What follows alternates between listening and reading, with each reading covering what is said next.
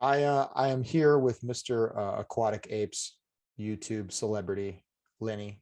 Um, Lenny, what's your last name? Logsdail. Okay, thank you. Yeah. Yeah. Um, so just real quick, if you guys haven't seen, I don't know, you've probably been living under a rock, but I don't know if you don't, or maybe you don't watch YouTube, but uh, Lenny's channel, Aquatic Apes, like honestly, just kind of blew up. Um, in my opinion, overnight. And when you watch one of the videos or a couple of the videos, like you realize why, besides obviously some intelligent and tactical decisions, but the content is just entertaining. Imagine that. It's entertaining and it's good stuff too. So anyways, welcome to the show, Lenny. Yeah. Thanks, Brett. I'm excited to do this. This is All my right. second podcast now. First Is was it? with John casting Yeah. spear, and now with you. Well, I'm honored to have you. So I know typically everybody, like any podcast, tell us about your background. But legitimately, I'm very interested, like how you're from New York originally, correct? Yeah, I'm actually from Connecticut. I was living Okay. in New York for a couple of years before I came over here. Okay. But What before that, what was your background like growing up? You're from Connecticut originally? yeah, originally.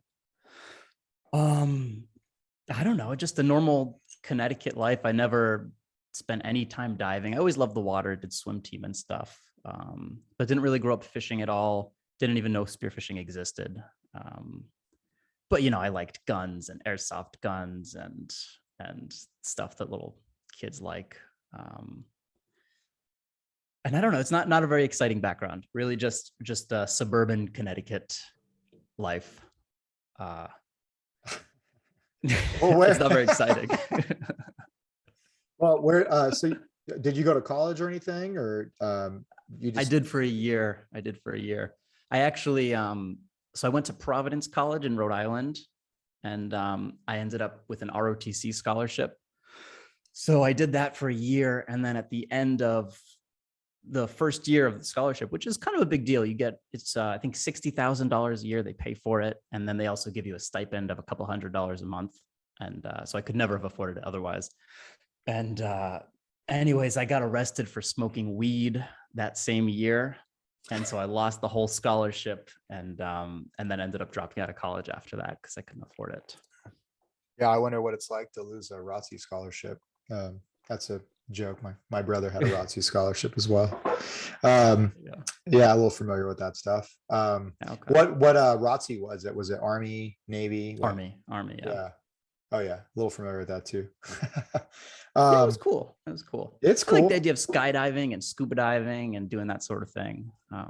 Yeah, That's well, what got I me the into it. one thing, same thing, like with the Army, I would say, like and now having worked, with the Navy for about 20 some years, but before the Army, um, it was like, my dad would say the Army or the military, the Army can take the fun out of anything. And he was kind of right in a lot of ways, but I will say, looking back, I was like, man, I got paid to like run around the forest and basically play capture the flag or whatever and like fuck around. And it really depended on who your chain of command was. But I was like, that was a ton of fun. Like that was a ton of fun. And I definitely don't regret any of it. It was pretty fucking fun. But moving on from that, so then how did you become a tailor? Because you were a tailor, right? Working as a tailor. Yeah, I was a tailor. Yeah, How sort did of, you? Yeah. sort of. My dad is a tailor. Okay. I sold suits for, well, actually a while, almost 10 years. Actually, I worked for him. Okay. Um, yeah. So after I dropped out, I ended up working for him, and he's kind of a famous tailor. He's pretty well known in the tailoring world. Okay. Um, just so people know what we're talking about like business suits, that sort of thing.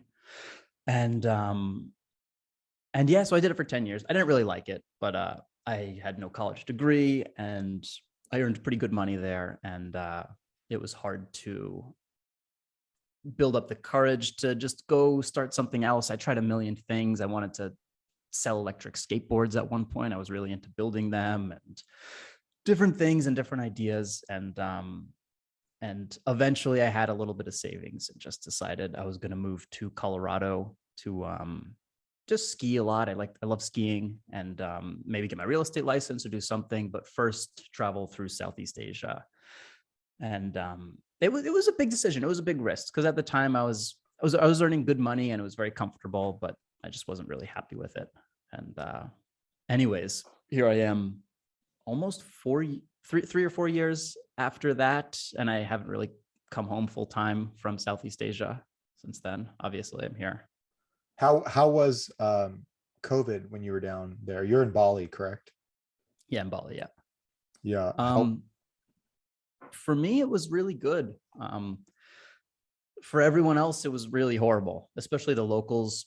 And it still is very difficult. I mean, Bali has not much of an economy beyond tourism. Sometimes they sell rice and a couple other things like that, but really it's tourism, and it's still a ghost town here compared to what it was. COVID for me was kind of amazing. I came here to be a freediving instructor, and I came here like 1 week before the whole world shut down. And so obviously there was no tourists to teach freediving to. And so I was an English teacher online for this company called VIP Kid.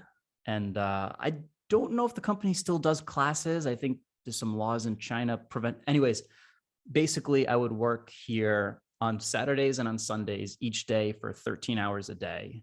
And you would earn $5 a class, and each class was a half hour long.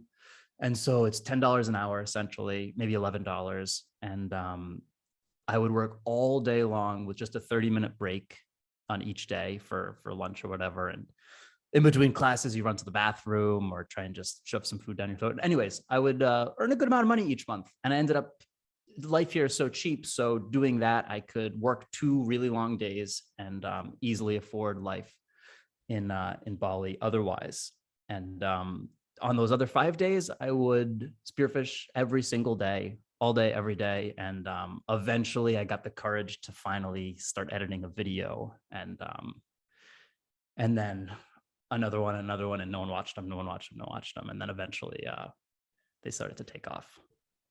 Well, let's back it up a little bit, because you said you moved there to be a freedive instructor. When was your first, like, you said you went to Colorado, right? You wanted to go to Colorado, and then Yeah.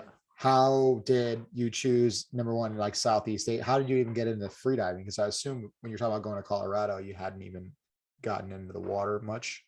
No, I hadn't. I had seen spearfishing videos at that point, and I thought it looked really cool. I'd seen a bunch of freediving videos. I'm sure a lot of people listening have seen, like, I'm going to pronounce his name wrong, but He makes these videos like one breath around the world and base jump, and it's nothing about spearfishing, but all freediving, and it's very beautiful. Gets huge amounts of views, and I was really interested in it. And so I decided during my trip around Southeast Asia, I would do a freediving course. And so I did it right at the beginning in a place called Koh Tao, which is in the Gulf of Thailand. And then I just did the level 1, and I thought it was awesome. And then we traveled around for another couple of months. And then instead of flying back home, I went back to Koh Tao and spent basically what was all the money I had left in my bank account to do a freediving instructor course. And yeah, so then spent another 3 or 4 months there, and then came to Bali after. Well, you say were you traveling with a significant other, like your wife or girlfriend, or just my girlfriend? Yeah. Okay. All right. And she was on board with all that. Did you bring her from, did she go with you from the US, or? Yeah, she came from the US. She was on board. We were living in New York together. We were going to move to Colorado. Yeah, she was down to skip the plane ride back, and maybe a bit more stressed about not having any money than I was, but she was pretty much on board with it. Wow, that's rare. That's awesome. Yeah. And then, go ahead. No, I mean, it's easy when you don't have a mortgage, you don't have kids. It's an easier decision, I think. Yeah. And then so you just jumped right in. And what was it? I mean, first of all, how'd you end up in Bali, but what was it about Southeast Asia that drew you there to begin with anyways? And then why Bali?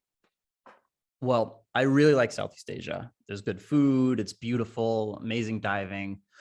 But the one reason I chose it was because it's so cheap. That's if Europe was this cheap, maybe I would choose there. I don't know. but there's only one. Well, you can choose Southeast Asia or South America, I guess, if you want to live inexpensively. It's Tim Ferriss talks about it in the 4-Hour Work Week, and it had a big impact on me. Where I don't know, he says something about earning in pesos or earning in dollars and living in pesos or something.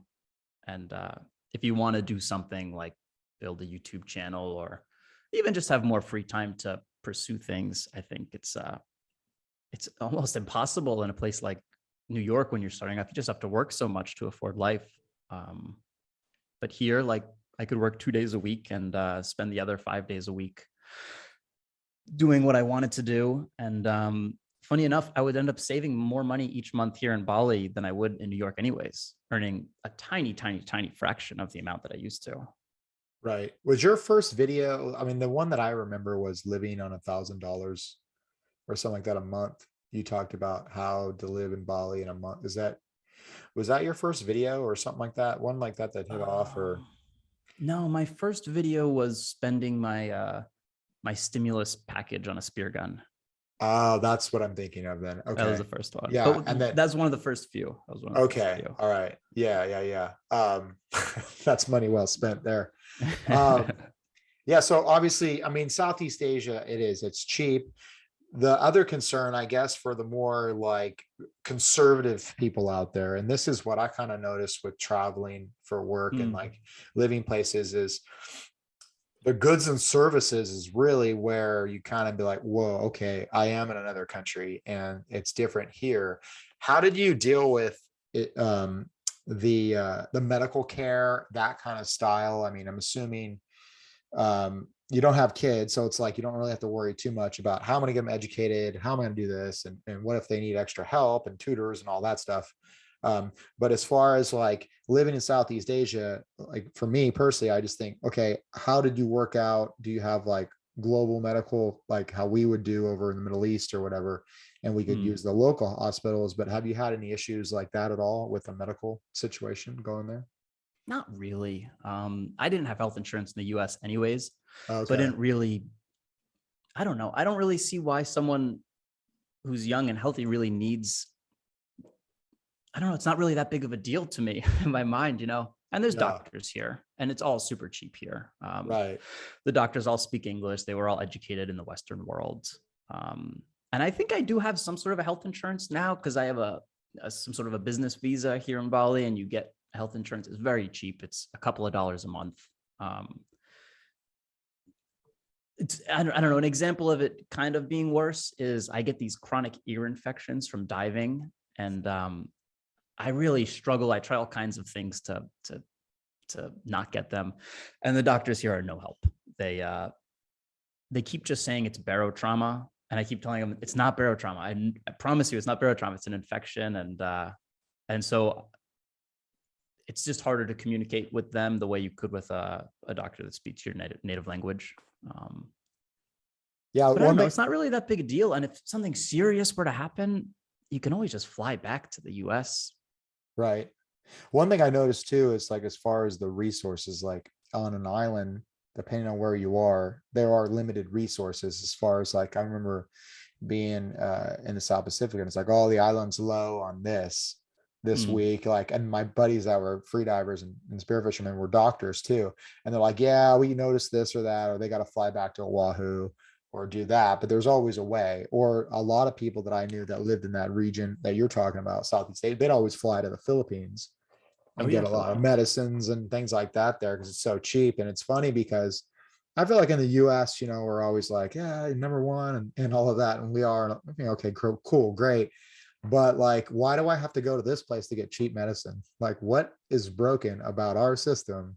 It makes you really appreciate it. It makes you also open your eyes a little bit more to the reality of life in other places and other people and what they deal with. Yeah, as nice as the medicine is back home, it is not inexpensive. It's so expensive. And here you just go to the pharmacy and like, you just know what you usually know what you need to get anyways, and you just get it for 30 cents. Like I sometimes get cold sores, and back home you got to go see a dermatologist to get a prescription for the cold sore medicine.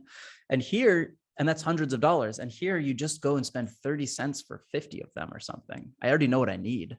It's it's kind of nicer in a lot of ways. But if something serious were to happen, if my girlfriend were to get pregnant and we were to have a baby, I'd be tempted to come back home to do that sort of thing. Yeah, I have a buddy that has a good story. He was in Greece vacation and he got stabbed. He got like robbed and stabbed coming out of a bar. And I remember he said he was waking up and the doctor is standing over him smoking a cigarette, you know, trying to do surgery on him. And he's smoking in the OR, you know, and he was like, what the fuck is going on? He ended up jumping out of the hospital door, window and bailing, you know. But I mean, I remember hearing that shit and it's like, yes, it's reality in some places, you know, but you know, it's like we talk about like field, like doing stuff in the field versus doing it like in training or whatever. And it's like the reality situation is this: what you can get away with is a little different than what they tell you can get away with. And the reason why a lot of those lessons are learned in like blood or learned in like failure or whatever it is, but they know. With you and did your passion for spearfishing like kind of just take off as soon as you started diving? Like as soon as you took your freediving course, were you like, this is the shit, this is what I want to do the rest of my life?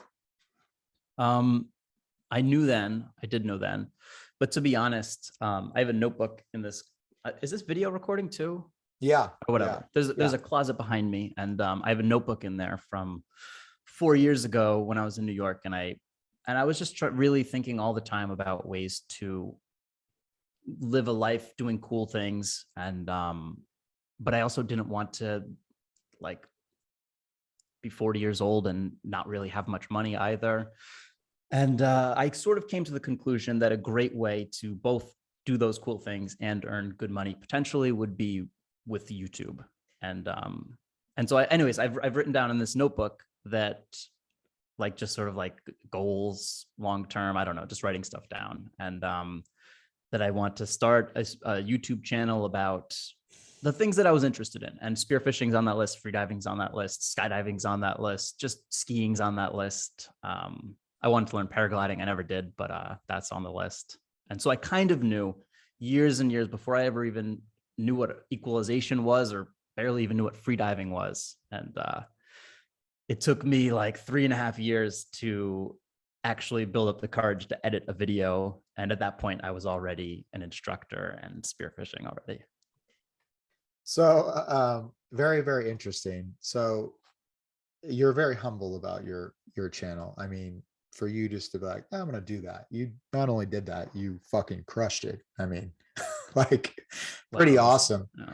No, I mean, seriously, what do you think when you were starting YouTube?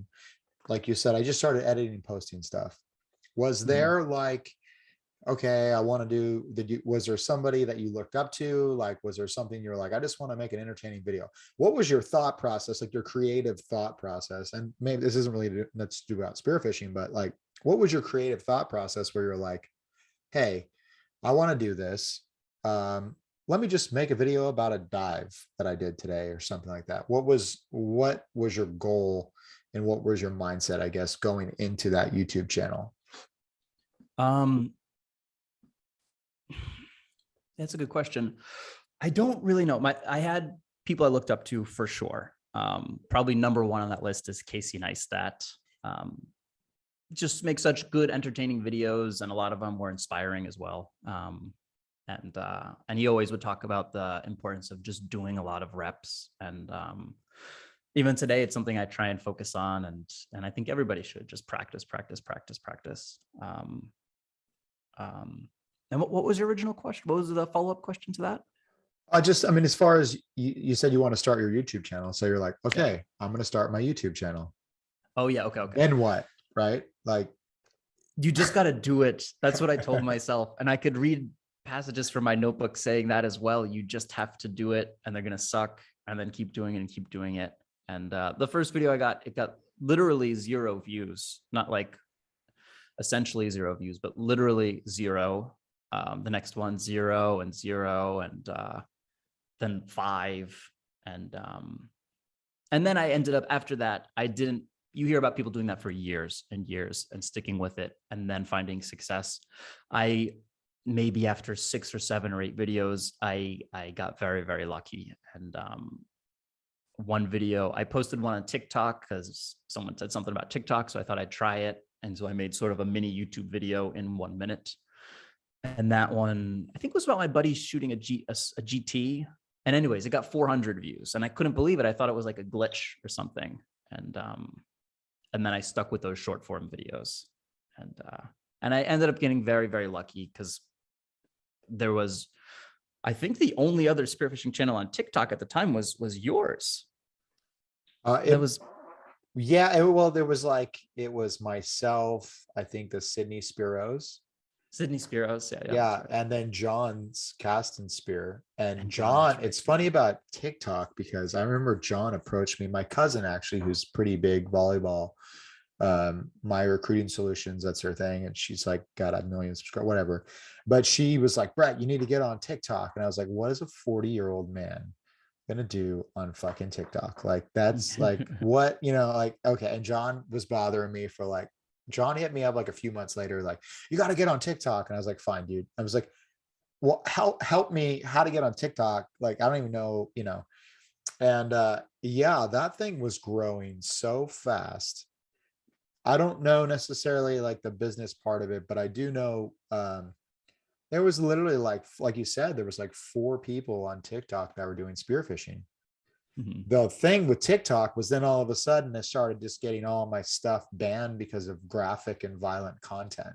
Did you as well? Yeah.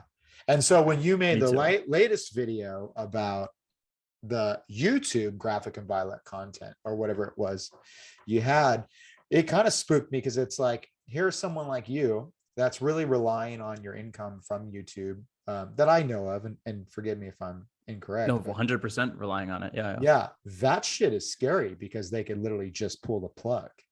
Very scary. Yeah. Yeah. And then what I found was like with TikTok, you'd get, hit and you would appeal it. Even if you won the appeal, like, I'm pretty sure you'd fall a little lower on the algorithm. And I'm not a geek out that much with the algorithm stuff, even though I've kind of dove definitely heavier into it lately. But like, I was like, well, okay, so now I was having videos hit millions of views and all that stuff. And then it was like, boom, done. And then it was like, hey, you're making, I was making money on TikTok where it was like, you're making like $100 a month or whatever. And then all of a sudden it was like $35 a month. Then it was like $5 a month. And I was like, dude, these fuckers could like ruin your life. Thank God I have a real job and like whatever, but it's definitely going to affect the tuna trips this summer when, Yeah, it's fucked. I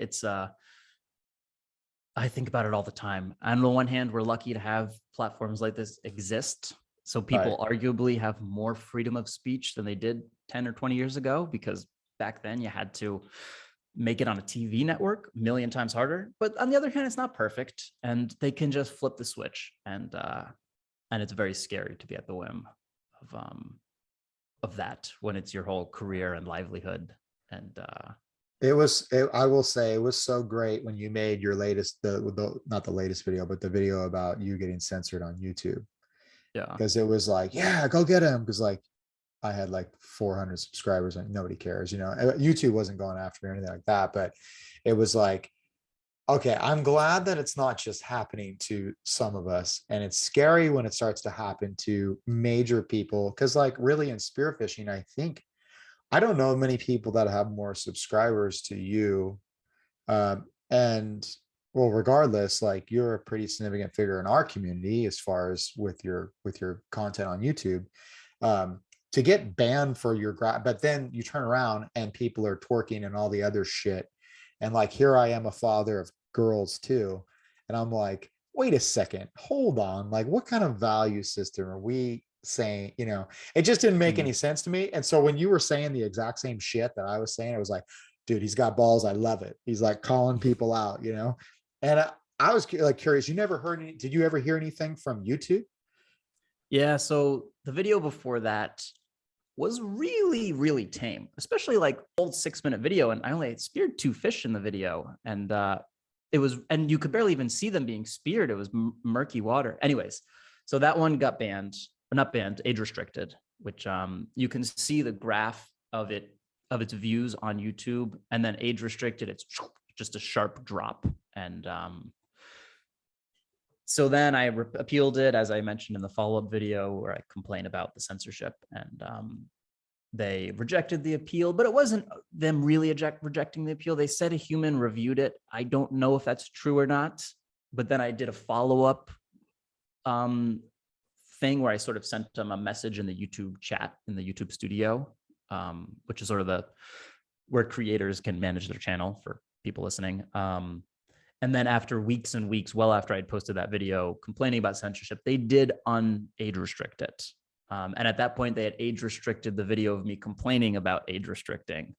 And so I did the whole process with that as well. And neither video performed the way they would have, even after being unage restricted. Not even close. Both videos, I mean, it's not the greatest video in the world, but I have a good sense of how good they are compared to other videos and click-through rate and retention. And I know that both of them would have performed better than a lot of my longer videos. But I think both are still under 100,000 views at this point, and both should have been, I think, the two best longs on my channel. Have you thought about taking them down and then reposting them?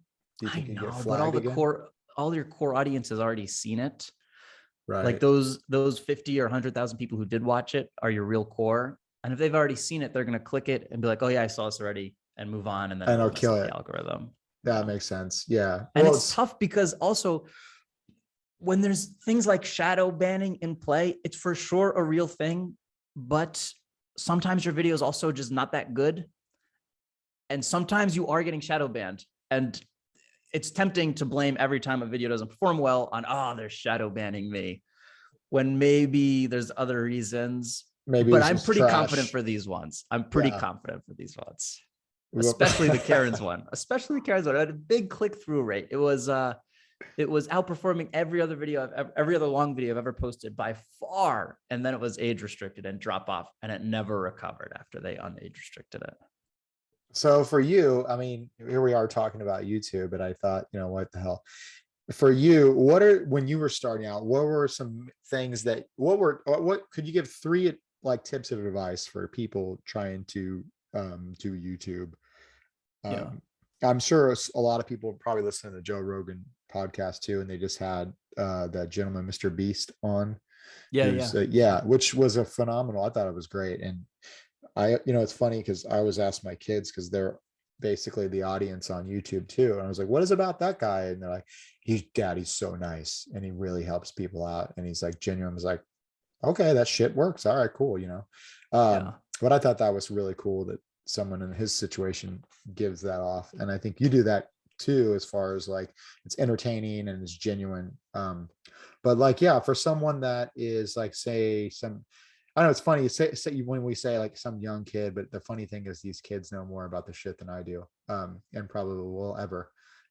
What were some things that you did that you were like, you know what, that really clicked, or that really hit? Obviously you live in Bali, so you've got good content. You got to have good content. I'm assuming that's like a no-brainer. But what were the things that you think that you did well that really helped you perform? I mean, first of all, I'm by no means an expert. I'm still learning, and I've only been doing this for year and a half, almost 2 years. So I'm still learning, but there are certain things that I think I can help people with. And I know a lot of people who spearfish do want to create content about it. So anyways, important things to start with is, I guess the number one is, and I still work on this myself, is just getting reps in, just practicing. You don't even realize you're learning, but you're learning. You're learning how to edit faster. You're learning things you like about the way an edit turns out, things you didn't like. And you'll be learning, even in your unconscious mind, videos that perform well, videos that don't perform well. And even if you just have a couple hundred subscribers, 200 subscribers, 100 subscribers, you can still see your viewer retention graph. And those 100 subscribers that watch your video are gonna be bored in the same parts of the video that the next 5 million people who watch it, everyone's bored in the exact same spot, it seems. So you can still get that same data. Mr. Beast always talks about viewer retention and the importance of it. I think that there's I don't know. I said this to John yesterday from Cast and Spear. I don't know if it's as important as maybe it once was, the viewer retention. It's still very important, but I think like they measure viewer satisfaction in a way that is almost more valuable than viewer retention. And I think that Facebook values the viewer retention 100%. So on Facebook, you'll get really just kind of garbage videos. They just try and trick you into watching toward the end of 3 minutes. And then it doesn't matter about the payoff at the end. At the end, it can just, I can't think of an example, but it doesn't matter. It's all about building the tension. And then the payoff doesn't have to be satisfying or interesting. It's just be really stupid and lame. Doesn't matter. Viewer retention was up. Whereas YouTube, I think that payoff at the end is more important than the viewer retention. When you say that payoff, yeah, go ahead. That means an end that you don't necessarily see coming. Yeah, an end that you don't see coming, like a surprise ending, kind of. Okay. All right. That makes sense. Yeah. I was just curious about that. I'm like, and it's weird too, because like our industry is so unique in itself also, but then I say that, but there's a lot of other little niche industries as well that I'm assuming, you know, do the same kind of stuff. But yeah, it's very it's inspiring to see people be successful on YouTube. It's also awesome for people to be successful on YouTube, because then we as commoners or the masses get to enjoy and watch. And so having said that, what do you think? You're in Bali, you're spearfishing. I mean, obviously you have access to clear water, but I gotta say, one of my favorite videos was the one when you went down in the green water to look for, were you looking, what was it? Mackerel, Spanish mackerel or whatever. Yeah. Which I thought was funny because it was just like, oh, this is more like my style that I'm used to, you know, so I could identify with that a little bit. But when you first, like, who was your mentor? Did you have a mentor in Bali? Did you have somebody you teamed up with to learn the ropes and diving around there? Well, first of all, I came here. It wasn't just learning here. I had never spearfished before I came here. And even though I was a freediving instructor, I was still very new. You do what's called a 0 to hero course, which is you can go from not knowing how to frenzel to being an instructor in a matter of a couple of months. You're level 1, level 2, level 3 instructor, and a lot of training. But it was still just 3 months of practicing freediving. It's not that much. So I really learned to spearfish and really learned to be a better freediver here. Not that I'm great at either at this point, but there's a big community in Bali, a big community of spearfishers. A lot of locals love to spear. They're horrible freedivers. Half of them don't even know how to equalize, but they are great spearfishermen. They sometimes can't dive past 10 meters, 30 feet, but every single time I go with them, they'll get way more fish than me. They just, and then there's a big freediving community as well, and a lot of them are spearos. So there's some really, really deep divers, some really, really good spear fishermen here, and you get to know everybody once you're in a place like this. Well, so you just got done. You're in such a unique place. I mean, you just got done. I've noticed even on your videos, you're constantly doing little trips. Like, where was your recent trip that you went? You said. Yeah, it was to Sumbawa. It's basically just 2 islands over from Bali. It's really, as the crow flies, it's only about, I don't know, like 100 miles. It's really not very far, but it takes like a day and a half to get there because you go from ferry to long, bumpy car ride. And yeah, I try and focus on that more. There's good fishing in Bali, but it's really, really, really heavily fished. And there's no fishing regulations either. So, I don't know. I haven't really been around the world spearing, but they're very hard to catch here. I think that it's got to be one of the harder places. Friends of mine say it's harder in the Mediterranean. I can't even imagine. But yeah, I've heard that the Southeast Asia and then the Mediterranean, you're diving 90 feet for 12-inch fish. Yeah, but that's different when you get off island. When you get off Bali, it's the opposite. The fish. Right. People spearfish everywhere. And if it's near a village or it's near a town, or if anyone can access it via day trip, it's going to have faced some pressure. But the locals there won't be able to dive much past 5 or 10 meters. So as long as you can go past 10 meters, 30 feet, you can probably get some pretty good stuff. And then if you go really far, like where you can only access it via liveaboard boat, that's when it gets crazy. That's when you see big fish and from the surface, and you can dive at them and they still won't run away. And it's just they've probably never seen a human before. Oh, so what are your most memorable, what are your most like favorite moments of spearfishing since you've been in Bali? Well, recently we've had a few good trips. There's way east in Indonesia. There's some good spots for dogtooth tuna. So we recently did a liveaboard trip down there a couple of weeks ago. The liveaboard trip, do you organize that with locals, or how do you do that? Or you go through like a guide, or? Now there's just a group of us here, and it's hard to find the boat. It's hard to find people to sign up for it. But if you just do research, there's boats to rent. And especially right now, because of COVID, thankfully, there's a lot of good prices for us. And anyways, we found a spot with lots of dogtooth. We didn't find a spot. There's spots that people have said, oh, you should check around here, check around here. And yeah, just lots of dogtooth tuna, good amount of sharks there, which is rare in Indonesia. Because no, not always here. It's the sharks are fished. So it's rare for your doggy to be attacked by sharks. But that's a testament to, I think, how maybe remote this spot was. The fact that there were still sharks there. But yeah, that was memorable. I caught one. It probably was around 40 or 50 kilos, but the sharks got it. So it was really just a fish head and a spine. I think I sent you a photo, right? Yes. It's incredible. I'll tell you what, man, there is nothing more. I mean, I think as spear fishermen, we're so fortunate. Some of the shit we've seen was something that I remember a kid just could not even fathom. You might see it on National Geographic, but you just saw like Sharknado in person, or, and it's really like, what? I mean, even if you lose the fish sometimes, it's like, wow. It's incredible. When you're going for to be honest, yeah, go for it. From a video making perspective, I want to catch a fish and I want to do it in an ethical way. I want to have them be caught as quickly as possible. I want to take the best shot I possibly can. But when I took not a perfect shot on a 40 or 50 kilo doggy and it took my floats under, and by the time the floats came back up, it was a shark feeding frenzy.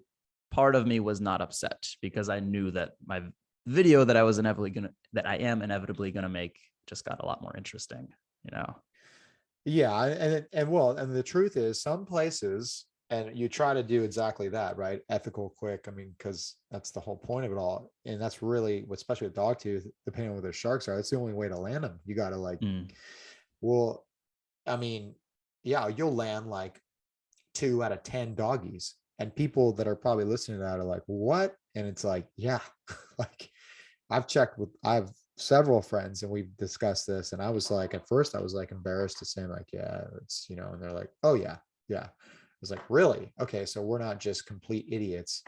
So they're tough. And then the biggest thing is, I think for us, when we were hunting them, it's like, it was just all about shot placement and obviously having the right gear, because those things, that initial run is incredible. I've talked a lot about doggies on this channel or this podcast before, but what do you like to use typically, like gun wise, when you're going for fish of that caliber?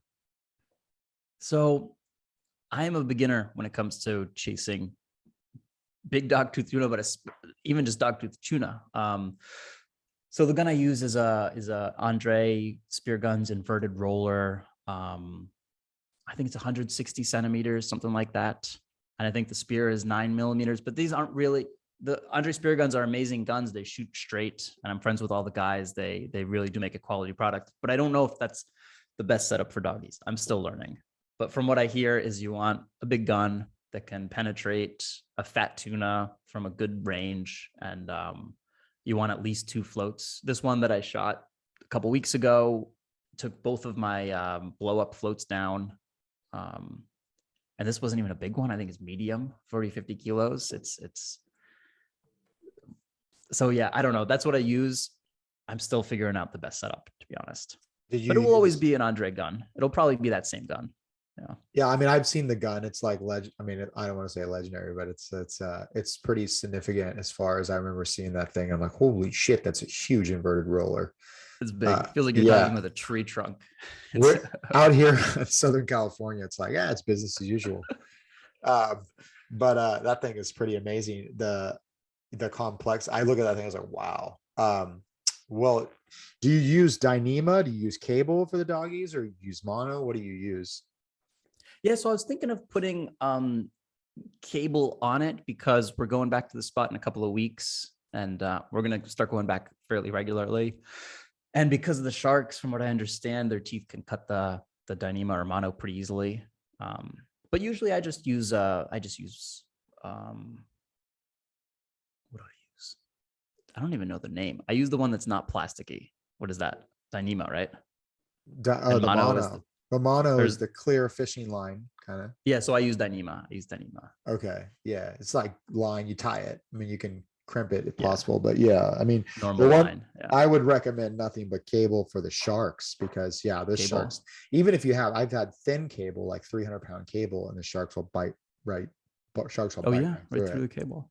Yeah, especially with the amount of tension those doggies and you. So tell me, when you put that shaft in that dog tooth and you had those two floats, how Mhm. humbling is that? When you see that thing take those two floats down and it doesn't make any sense to you because you're looking like the fish wasn't that big. Like, Yeah, and it I just didn't took think it it was. down like nothing. And then I think of guys like Brandon Whalers, who's like, 200-pound doggies and other guys with their 200-pound doggies. And the biggest dog I ever landed was like 65, 70 pounds or whatever. Hmm. And I'm like, holy shit. I know what that thing did. I just watched that thing take a float down that I see a tuna struggle, a 200-pound tuna struggle with. And that thing is a 70-pound dog. I just ran with that thing. Um, yeah, it's the most, it's humbling. It's impressive. It's very But impressive. yes. What do you use as far as uh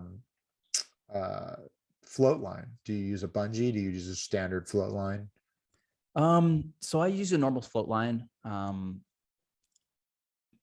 Again, from what I understand, if you go somewhere deep where there's no drop off or something, you could use a bungee.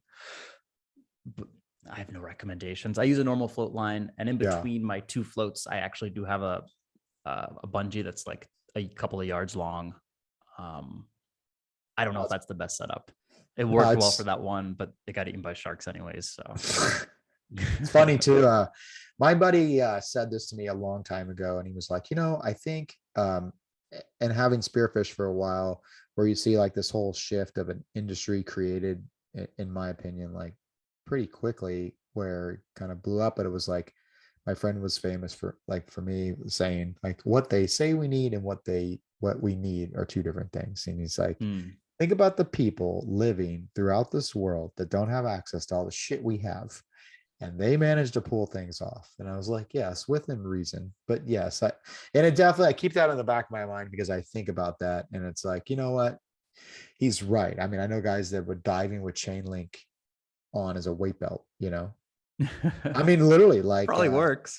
yeah, and things like that. But then there's the ethical side. It's like, yeah, you can, drive a car with your fucking knees too, but that's probably doesn't make it a good idea, right? Like that whole thing. Yeah. Um, but yeah, it's a learning, there is a little bit of a learning curve for sure. And they, like, my friend and I were talking about it before too, is like, you can't have a kink in your armor when it comes to those blue water fish like tuna and doggies and things like that. Because if you have any weak link with that dynamic load from that initial run, those things will exploit it, especially if it's a poor cramp or whatever it is. Like, but Hmm. yeah. How about what are some other fish that you've gone after that definitely left their mark? Well, doggies are always fun. They're the best fish. I guess everyone kind of agrees on that. But they're kind of not the challenge with a doggy, in my experience, is more after you pull the trigger. So also like maybe Spanish mackerel, similar to that. It's after you pull the trigger. But if they're around, it's kind of easy to get them. And maybe, I don't know, but maybe if you're in a school and you want the big ones, there's some technique to it and a lot of patience involved. But I enjoyed hunting like reef fish a lot. like moo. I like hunting snappers. I enjoy like finding a good spot to hide and getting them in. And so yeah, other fish. The other day I got a nice sized Spanish mackerel. That was fun. It was 23 kilos. So that's, I don't know, a little under 50 pounds, I think. Yeah, But I 2.2. Yeah. Yeah, 2.2. Yes, about 50 pounds. That was a good. That was a good one. But I like the reef fish. I prefer to hunt moo or snapper, to be honest. The videos don't get quite as many views usually, but yeah, if I see a good size moo, I'm more excited. I think, yeah, I think you're right on that. And I think a lot of people would agree. Hunting pelagic fish isn't that hard because, well, they're usually apex predators in a lot of ways. So they're curious, there is some tips to it for sure, but there's something about diving really deep on a beautiful reef, deep on a reef, and trying to like do all these little tricks and tips and to get that one fish to come in. I love that, especially, I mean, I will say I like it definitely more in warm, clear places than diving here in Southern California, where it's like, okay, yeah, it's another calico bass, another sheep's head. Yeah, it's like, yeah, I got it. Like, but there is something to be said about the variety of fish that you can come home with and how they all taste a little different, and they all have their own personalities, especially with moo, and how they all like, how they all have their characteristics and require something different with every fish. And then, the one day you see that big monster, I want to say lily look, but it's a long nose emperor or something like that, that stays 30 feet away, and he ain't going anywhere, but where he lives. And it's like, okay, I got to get this guy one day. And he's going to be there. He's not going to travel that much further from that spot. Right. And that's the thing, I think, where that almost you develop a relationship if you dive the same spot continuously with a lot of the different species of fish there. Which, I always say, like, if you go out for pelagics, you could spend the whole day driving around, jumping in. Okay, you might shoot, you may see fish. You may not even get a chance to see fish. You might find fish. You might get in the water and they spook. You might land a fish. But the worst case scenario for pelagics, you just drove around all day and spent hundreds of dollars, on gas and a long fucking day, like for here where we're going out 80 miles or whatever. But worst case scenario with reef diving is I just spent all day snorkeling on a coral reef or snorkeling in a kelp forest. Didn't pull the trigger, didn't really see anything. But what a great day, with the conditions being right. I'll say that in a kelp forest, because sometimes, sometimes you can't see like 5 feet. You're like, okay, I stared at a kelp stalk for 3 hours and came home with nothing. But hey, at least I only spent $20 in gas. So yeah. So, is it that bad in Southern California? 5 feet visibility? These are, I'm talking about like worst case scenarios. I've seen it like 3 feet, 2 feet. It depends where you dive. 5 feet. I mean, usually if it's that bad, to be honest, I don't really want to get in the water. I've dove in worse, but it's like I try to dive to enjoy myself nowadays. So I've gotten like definitely more selective when I go. But yeah, especially with white sea bass season coming around, you go when the conditions, the tides, the moons, and all this stuff. That's when you go. And if there's shitty viz, then there's shitty viz. So you just kind of deal with it, which is when you bring like shorter guns.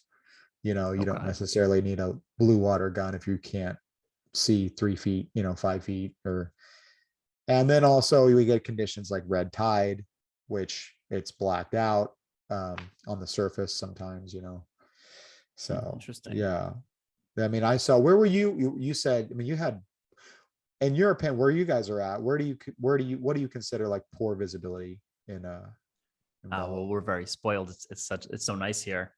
Right. Sometimes it gets murky. Like sometimes you'll get like certain spots where maybe there's just not so much current. Like in that Spanish mackerel video we were talking about, it's often bad viz there. Like it's often, if you've got a gun that's 100 centimeters, you might not see the tip of it. But generally in Indonesia, it's pretty good. Generally 15 to 20 meters is average. So that's what's that, 60 feet? Yeah, Is that 60 feet? 45, Yeah. 50, 60 feet. Yeah. Yeah. Right. So generally that's average. Sometimes you get amazing, like more than 30 meters, more than 100 feet of visibility. That's kind of special. Not usually like that. What's the water temp like? 85 or? You know, I only know in Celsius. That's all right. Go ahead. It's 22. What? between 25 and 30 Celsius. Okay. All right. I'll do the. Yeah, I don't know. I'm constantly switching between Celsius and Fahrenheit and miles and kilometers. Well, you know what's There's not many Americans here. Well, it's funny too, because when you realize when you go to places and you're forced to use the metric system, you're like, what the fuck are we doing? This makes total sense. I know. Yeah, and it's really funny because it really does. And then if you look at the 3 countries in the world that are using imperial system, I think it's like Myanmar or whatever, the US and another, I think it's an African country or something. I don't know. But I don't know what the fuck we're doing. I don't know why either. It doesn't make sense. Metric's better. It's like, I just feel like there's part of me that's like, there's some dude up there and he's like, no, America. That's why. Because America. We stay. I think that's the reason. I really feel like that's some logic to it. No, fuck that, America. Or it would cost too much money. Maybe there's a more fiscal, financial reason, like for it cost too much money to switch everything over. I wonder why. I feel like cars driving on the right side of the road, everyone should do that because cars kind of started in America. Right. We're right there, but I don't know about the metrics. I remember driving in Australia and just being terrified. Like, I was just like terrified as far as like, okay, stop. I'm making a right. Okay, it's kind of like a left. All right, hold on. I was like, man, you can't drink and drive in this fucking country because you'll get killed. There is no way anybody around here is gonna be doing shit. And I remember like driving, like you're just passing people and you're waiting, like, God damn, this is sketchy. But yeah, I definitely agree. We got that going for us. Yeah, it's weird. And in a place like this, when you're here long enough, I don't know. I've sort of adopted Celsius. I don't really know it for not water time, only for water temperature. I know it Celsius, but yeah, you sort of adopt kilometers. You definitely adopt meters for diving rather than feet. No one will know what you're talking about if you say feet. Right. It's just weird. There's not many Americans in Southeast Asia compared to other countries. So I think my English is actually even getting a bit worse, to be honest. I'll say sentences to people here, not just locals, but just other expats who might be from Italy or whatever. And I'll find myself just saying the sentence in a very simple way, as simple words, because I know that they won't know what the word procrastination means or something. Right. I think after a couple of years, it takes a toll on you. And sometimes I'll say to my girlfriend, who's also American, we'll refer to like smaller bills as small money. And I'm like, what are we talking about here? Small money is not the right term. Get rid of small money. Oh, that's all right. I mean, hey, I bet if you move back, you'd pick it up pretty quick. But I mean, yeah, I'm sure. It's my English is just terrible, just from being in an environment where people use the word fuck more than anything for the last 20 something years. So, So what'd you do in the Navy? I was never in the Navy. I was you weren't? I was a contractor. I was never with the dirty squids. Yeah, no. Interesting. Yeah, it's a very funny kind of path. I fell in after I was, in the Army with the academy after moving to San Diego to like relive my party days or make up for lost time or whatever. I kind of fell into training dolphins and sea lion. That was in like 2000. And did you train dolphins? Yeah, dolphins and sea lions. And then from there, and I was a diver for that program, which did stuff with the Navy.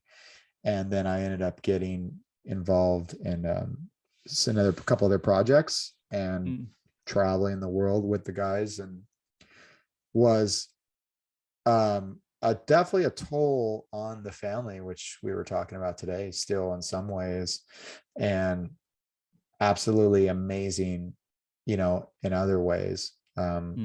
Just keeps you young, working out and everything like that with the guys. It's also like it expands your attitude towards, like you're talking about traveling. I mean, just to see other cultures and seeing things that you like and don't like about other cultures, but also seeing how other cultures got shaped based on like environment, you know, the topography where they live, religion, survival. I mean, when we talk about the Middle East a lot, you know, and people, you know, I mean, I'm in no way, shape, or form an expert on any of this stuff. This is just my own stuff. But like you, when you go to the Middle East, I don't know if you've ever been to the Middle East before. No, never. So there's like find like silt sand, you know, in the air. Like you can see Hmm. it. It's brown. Like when you someone post a picture of the Persian Gulf or you know, the Middle East, whatever, the sunset or whatever, it's like, oh God, it's like flashbacks because it's very distinct. Mm. And but that sand and silt gets in your eyes, gets in your beard to where it feels like you have pubic hair after like 2 hours. It's just like Hmm. terrible. But you realize why in a lot of ways the culture developed the way it did to be able to protect their eyes, protect what their face from the sun, from the heat. You know, it gets hot. Everybody, you know, assumes, oh, it gets so hot. It does. It gets real friggin' hot, but it also gets really nice about 8 months out of the year, depending on where you're at. But when Oh, it gets interesting. hot, it gets fucking hot. Like one day the heat index was like 154. And What does that mean? like, so when you combine the humidity with the actual temperature outside, it feels like 154. Jeez. Yeah. And then also we were on the Horn of Africa once. And that was another one of those that was like August, September, and it was another 160-degree day. And you're like hearing people say this stuff, and you're like, yeah, right. And you go there and you just see like, good God. And you see why people, a lot of, you know, sleep during the day, work at night, or whatever cultures. And you also see where cultures are struggling, why they're struggling. Like, for Hmm. example, I don't want to get too in the weeds because I know it's a spearfishing podcast, but you know, hey, fuck it. It's my podcast. I'll do whatever. No, no, I don't want to waste anybody's time. But like one thing is, you know, part of Africa that I went to, and I'm not going to get into it, but part of Africa I went to, and you look around and you see people really hungry. And you see, you know, there's like warlords or whatever, just people just not working together. And where I was, let me be clear, where I was, I did, you know, wasn't like gnarly or anything like that. So I don't want to like pretend to be something I'm not. Okay. But where I was a very like not well off country in a very Hmm. strategic area. Well, that place, you'd see people, we'd go right off the coast of there and traveling other places and things like that. And I'd never seen an ocean like loaded with fish. It was so cool. Tuna, big grouper, all this stuff in this area of Africa where I was. And I'm like, how the fuck are people starving in this country when we've got an ocean full of fish?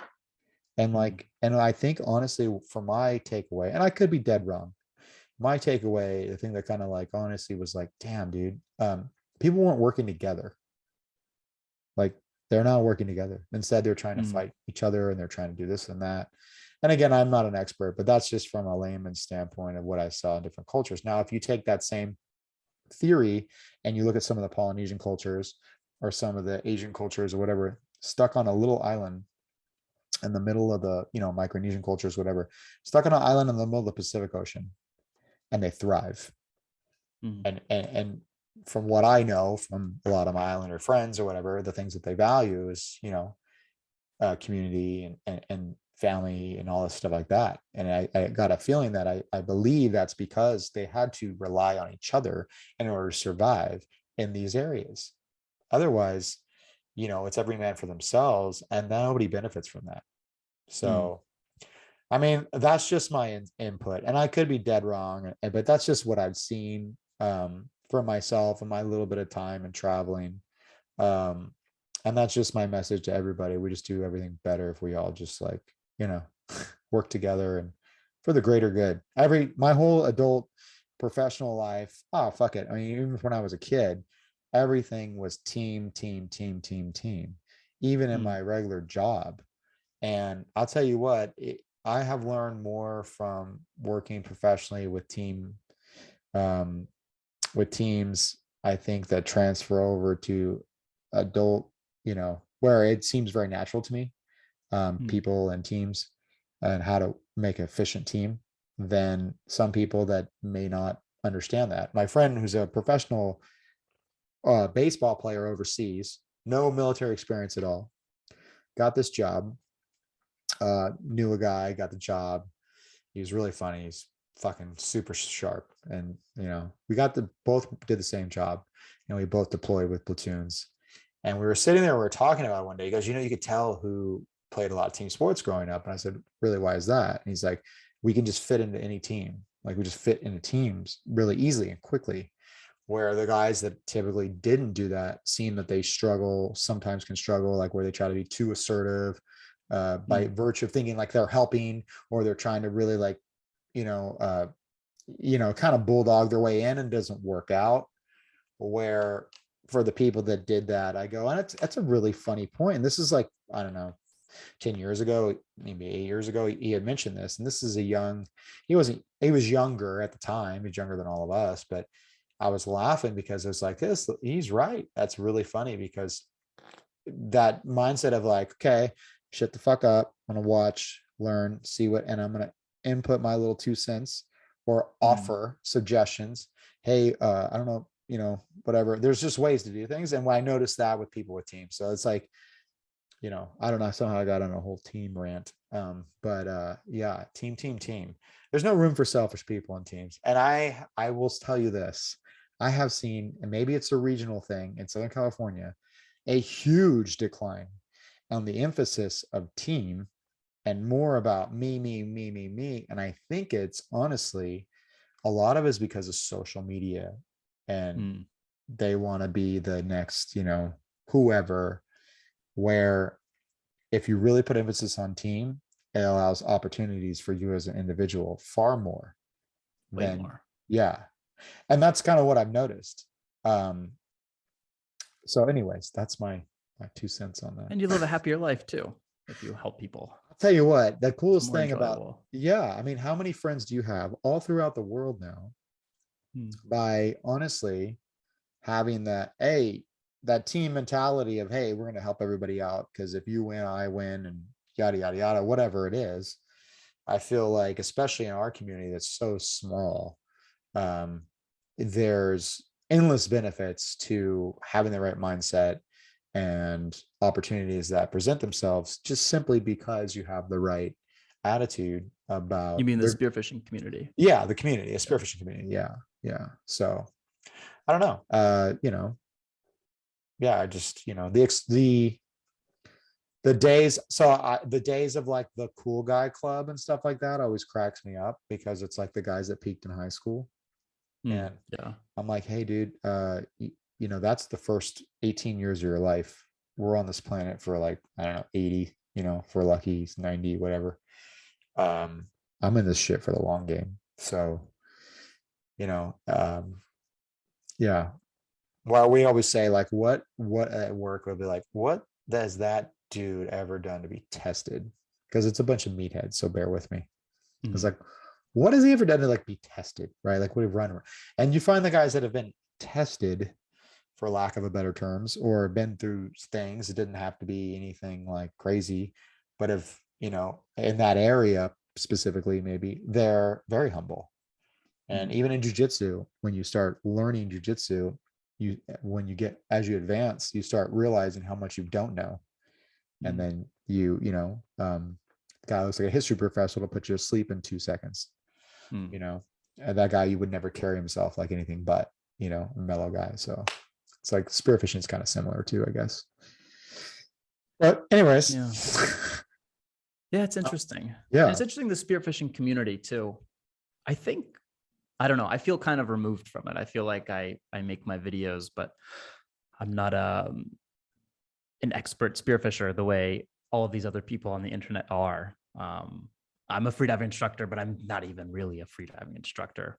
But it's kind of a big community. I think that it's growing. I think that there's a lot of more people interested in spearfishing than ever before. And I think the information on how to get started is easier now than it was even just a couple of years ago. It'll be interesting to see. I think that after this Avatar movie comes out, the community is going to get even bigger. Apparently it's all about freediving. I don't know if you've heard of it, but No. Avatar 2, James Cameron's, Avatar 1, obviously, right? The second one is all about freediving. And I assume they'd be doing some spearfishing too. They were bow hunting in the first one. But he even hired, what's the guy's name from the Canadian freediving institution, PFI or something, Kirk Crack. They hired Yeah, him to teach all these actors how to freedive. And I did hear about that. Yeah. oh, you did hear about it? Yeah. Yeah. I don't know. I think it's good. I think that spearfishing is getting more popular. I think spearfishing is in a lot of ways very similar to surfing in some ways, where people that don't have access to water follow it and want to do it and are fascinated by it. Like someone that's living inland, um, you know, just because they can't do it doesn't mean they're not paying attention. Might be right. I mean, think about your channel. You have over 1 million subscribers, right? Do you think every one of your subscribers spearfishes, like dives? I think almost none of them do. I know. Very few. Seriously. And I think that's what's so fascinating about it, because, and I think that's what's so interesting. What you just said, he's like, I'm barely learning. Like when you talk to me, you're like, shooting line, what is it, the mono or whatever it is? Like, yeah, sure. Okay. Yeah, sure. But the beauty of it is that there's the genuineness of your videos is like, I'm here to entertain and share stuff with you, period. And it reminds me of something that I was watching a documentary on like WWF wrestling back in the day, WWE wrestling, which I absolutely loved, like back in the old days. And McMahon was talking to Ted Turner or whatever from TNN network or whoever owned it, and he was like, hey, I got in the wrestling business. And McMahon looks at him, he's like, oh, well, that's funny, because I'm not in the wrestling business, I'm in the entertainment business. And I'm like, yeah, that's and so I think with YouTube, people forget that, like, it's entertaining, and it shows you that what you're doing is very attainable. Number one, what you're doing, like not just on YouTube, but I mean physically doing, is that someone could move from Connecticut, New York, Long Island, whatever, to Southeast Asia and dive successfully. Oh, it's so easy. I wish I had known it. I know. I'm 30 now. I wish I had known it 12 years ago. I would have done it. It's so easy. And COVID seems to be like it's kind of finishing. And even with COVID, you could still do it. But you could be a scuba instructor, a freediving instructor, a surfing instructor, or you could teach online. You need very, very little money to do this sort of thing. You could be a waiter for literally 4 weeks and then 1 month, and then live here for 11 months off the money you earn from being a waiter. It's so easy. I mean, I have a little extra money now, so I have a nicer place that I stay in, but it's possible without even roughing it that much to rent $1 a month, maybe even less if you're willing to rough it. Rent a scooter for very little, or buy one for a couple $100 and resell it when you leave. Food can be as cheap as less than $1 a day. And if you do have something you want to do and you don't like your job, it's very easy to do this sort of thing. You need some savings, you need a little discipline to save up money, and then you just need to take the risk to go here. And it doesn't have to be to spearfish. It could be to scuba dive, or it could be to learn how to code, or write a book or whatever. But I do wish that more people knew that it was possible. I wish that I knew. I started doing this a couple of years ago. I would have come here decades ago. Well, it's funny. I was actually talking to my daughter about this in the car on the way home from like her basketball practice. I was like, yeah, I didn't know. I was paying when I was, 24. I remember I finally had this big money saved up because I was working 2 jobs. And I was doing my regular day job, and then I was working at the bar at night. And I remember I had this big wad of money, and I was like, it'd be so cool. Like how there wasn't even, I don't know. It was like, yeah, maybe it was about, I wasn't involved in the internet or that shit for a long time, but I was like, so I have a car. What do I do with that? And then I have this lease thing that I'm paying rent on. What do I do with that? And then just, well, what do I do? Like, and then if I get there, like the whole thing was so foreign to me. Yeah. And now, it's funny how it all works out. But now that I've traveled the world on the government's dime, it's like, oh, I can knock that out, no problem. Like, I know Now you exactly. know, because you've been there. You're like, oh yeah, of Yeah. course, Oh, it's and it's attainable. like Oh, the one thing that's really cool about it, no matter where you go, um, you always get everything dialed. I immediately get somewhere and I just go out and I just start figuring everything out and like getting it dialed in. And then I and get it's my not so little, hard. Once you're it's not there, at it's not all. so hard. And Yeah. I mean, really, so many people speak English too. That's the other thing. Oh, There have been a few places where I was like, I called my wife from the side of the road. She used to live in Korea when she was in the army. mm, She was stationed there. And I was in an area of Korea. It was fairly rural, or just was not by Seoul, down south actually.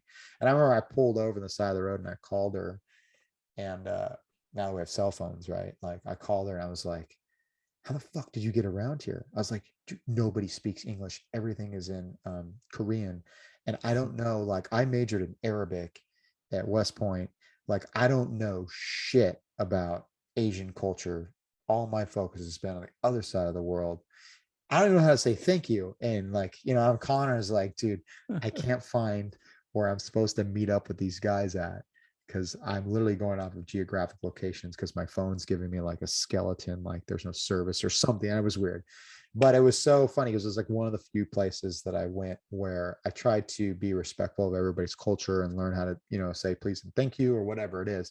And I knew jack shit. And it was Korea, which isn't even that like crazy far off at all. But mhm. I remember like that was the first time in my life everywhere I've gone. I was like, man, I'm fucked. I don't know anything. And I called her and was like, she's like, oh, I was up by the DMZ, babe. I don't know. Where are you? Like, yeah, everybody speaks English up there, I was like, oh, okay. Well, anyways, but I the guess if you rest, go remote, they don't speak English, but they speak English basically everywhere. I know. It's pretty wild. That's pretty awesome. So it's like that whole fearful, like, or just what I'm going to do, just go and you'll figure it the fuck out. You will. As Go. long as you have, you're going to be okay. Yeah. It's harder if you have kids. It's harder. I don't know what that would be like, but I know it would be harder. And if you Right. have a mortgage, also harder. I don't know what that's like either, but I think that there's young people who should. I think it's normal in other places. Like I mean, Bali and Southeast Asia, it's full of Australians and Europeans who finish school and before they do whatever it is they want to do with their lives or start their careers, they'll spend a year or plus in a place like this. And I think people would benefit from it. Yeah. My wife On and I the were other actually hand, discussing that. Yeah. About the it's a big year they risk on get. the other hand. It Sorry, is a carry on. big risk. No, I was just saying my wife and I were talking about that too. At Europeans, they get a year before they go and they just go for it.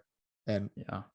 I swear it's the best education you can get. And if you could do that and then go to school with having really been aware of really what's out there, um, man, what a great opportunity for everybody. And it really does shape, when you come back, you have just a different perspective of number one, what's important. Number two, like your view of the world is so much, compared to like when we were talking about the Middle East, and Mm. I feel like too many times we as Americans, it's like terrorist.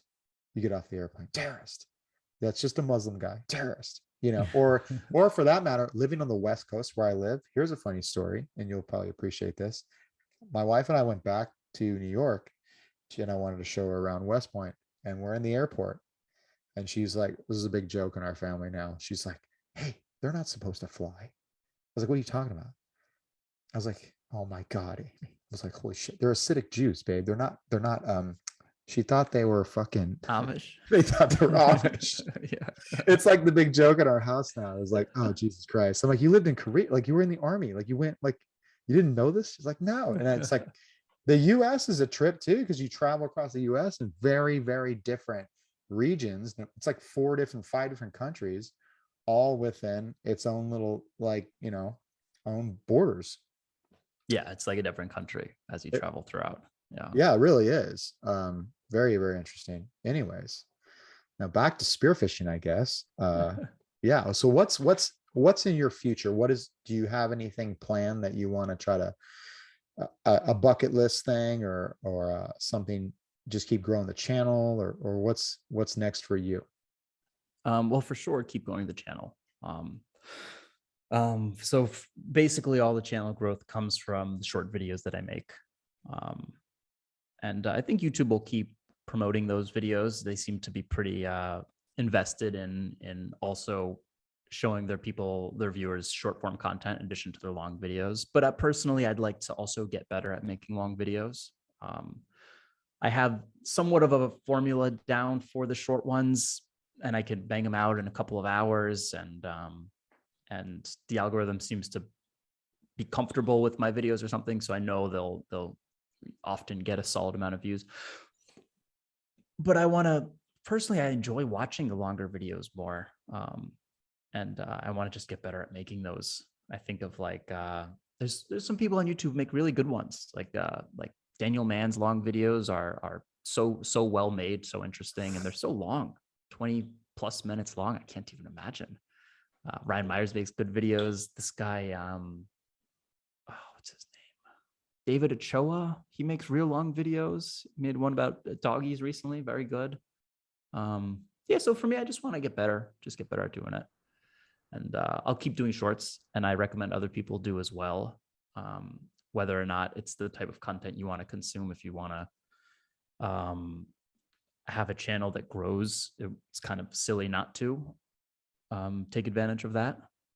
There's just way less competition there. But yeah, I think for me, I want to get better at making videos and more kinds, not just the exact same short form spearfishing video that I often do. And yeah, I feel very lucky now. I can sort of devote time to do it. We're going to go back to the spot for doggies in Indonesia. We've got a couple of trips planned over the next 2 months, and yeah, I don't know. I don't really want a whole much to change, just to be better and continue to grow. When you said different kinds, did you have anything in particular in mind that you're thinking about doing for your videos? For videos, I mean, I have a list of videos I'd like to make. I'd like to start going to different countries. Now it seems like that's becoming more possible now. Yeah, I don't know. It's a whole thing. Like getting good at spearfishing is one thing that takes forever to get good at it. Not that I'm good right now, but I see people who are good and they've all been doing it for decades. But then a whole nother thing is getting good at making videos and telling stories. And it just takes time. So I think for any of these things, you just got to practice and practice and practice and enjoy doing it. So you're in Bali though. Have you taken up surfing at all? No, not yet. Oh my goodness, that's like a sin. Well, I was living in northern Bali. I just moved to the southern part where you can surf, so I'm going to. But I spent the first few years up in this place called Ahmed. It's a very famous place for freediving. It's probably the three most famous places is the Blue Hole in Long Island and Dahab, Egypt, and then Ahmed. Anyway, so I was living there where there's no surfing. There's fishing. You can get 50 meters of depth, just really within a short swim from shore, and it's protected. So that's why it's so famous for freediving. Like it's a bay. It's super deep. Anyways, I'll learn to surf soon. Now I'm in the southern part. I actually almost went to that area that you're talking about, and it's funny you mentioned now that you mentioned. I was like, oh yeah, we almost went there for work. To Ahmed. Yeah. Oh yeah. Yeah. From when I was in Guam, we were going to go there and work with the Indonesian Navy to do something, and it didn't. I think I left before we planned it, and then I left, and the next group did it. But yeah, knowing that would have been interesting. Yeah. How many times? To Indonesia? No, I have not. Yeah. I have not. And I've always wanted to because, well, especially when I was in. So the issue with traveling, so I would do extended travel, like, I was gone for 6 months, 3 months, 4 months, 6 months, whatever, 5 months. And it's really hard when you have a family at home to be like, hey, give me 2 more weeks. I'm going to tack on a surf trip at the end of this. Yeah. Especially with a wife that works and you have 3 kids and all that. She's like, you get your fucking ass home now, And honestly, by that time you've traveled, and usually within those trips, we go places we're traveling to. You just want to go home. Yeah. So, but now that I've been to some of those places, I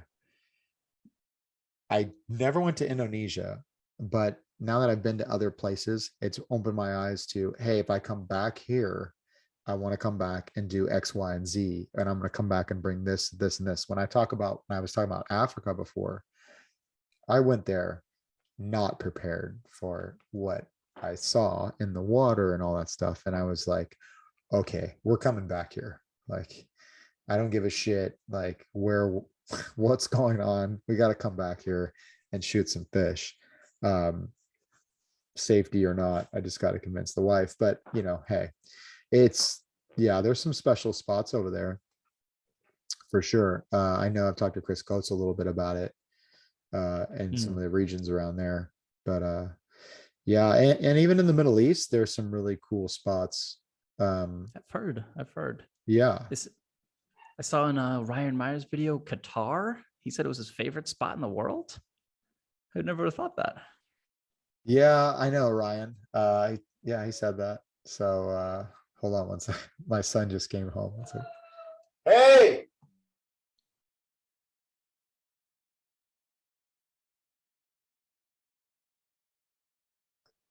I have to edit that out. Yeah. Yes, Qatar was pretty cool. There's some other spots that are pretty amazing. There's also what you have to deal with, and I'm sure you probably realize this, is laws about spear guns. Yeah. I in a recent Noob Spear podcast, they were talking about the traveling episode. And it's like, yeah, newsflash, guys, when you travel somewhere, don't tell people you have spear guns. That doesn't work really well. It's all fishing equipment. That's what they say. Yeah, it's true. It works. Definitely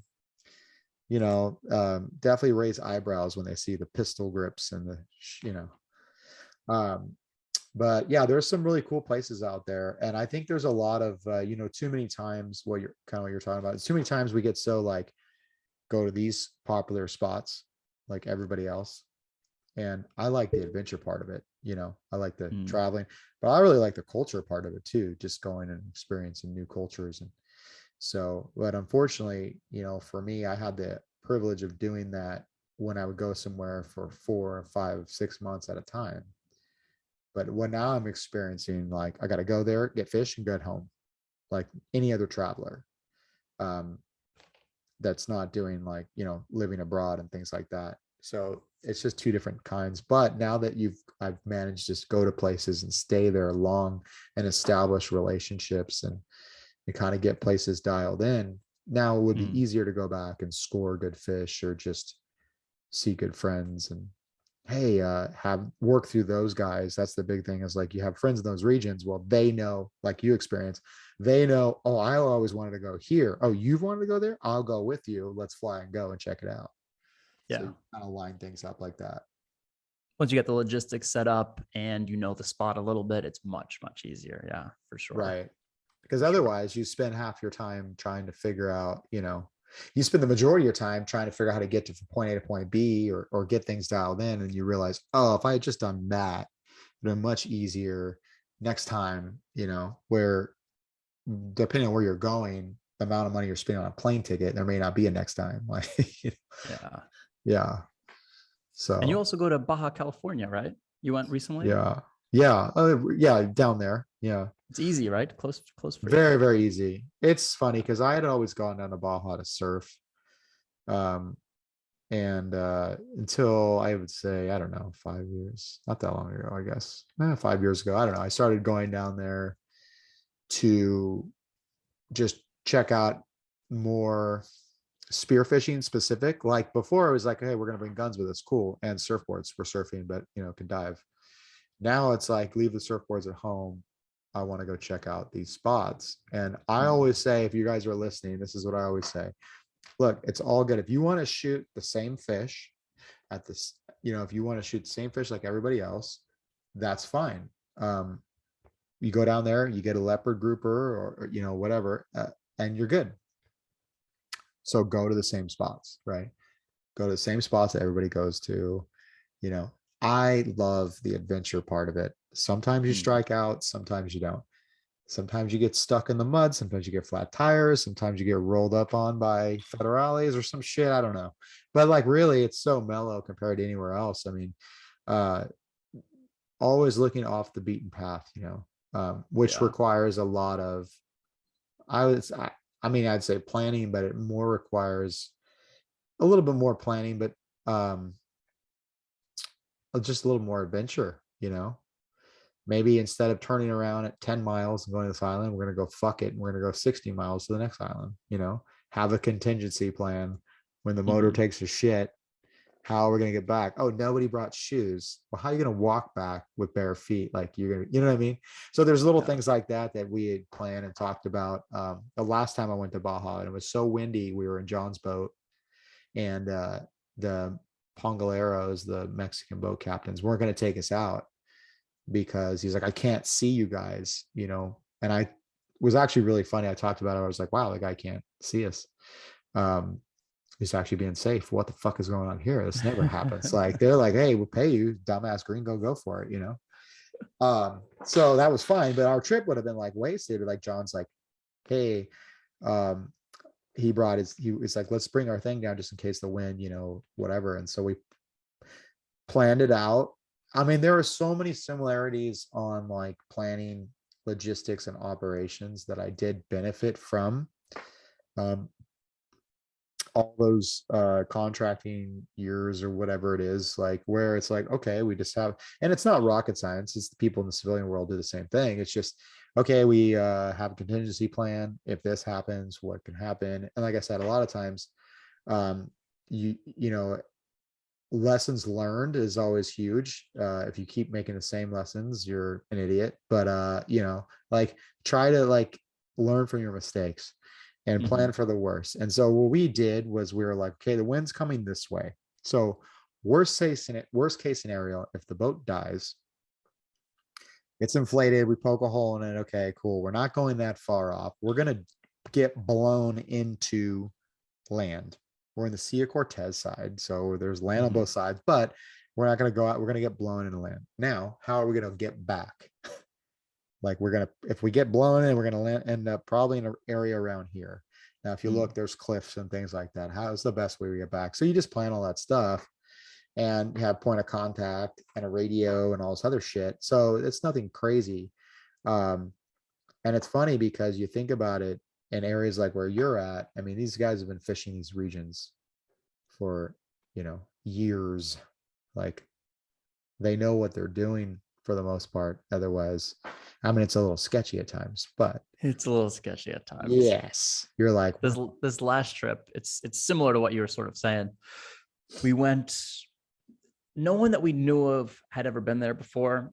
It was kind of near where some known good doggy spots were, but this was an extra 100 miles. And so we booked this boat, and before we even left the harbor, the engine was having issues, so we actually left a day late. And anyways, the first couple of days we didn't see anything, like barely any reef fish, let alone doggies or anything. And finally, on day 3, we found a spot with some good ones, which is where I shot that one we were talking about earlier. But then 2 hours later, a storm rolled in, so we had to leave the spot. And the boat engines during the storm crossing, it's like an island crossing. So it was kind of not really in the open ocean, but you're kind of in the middle of nowhere. Anyways, both engines broke and started taking on water. I don't know if people are necessarily prepared for that sort of thing. I think you've got to make sure your boat captain is the right kind of captain. 100%. Yeah, me personally, I would say it's like going to the beach and relying on a lifeguard to save your child from Mm. drowning.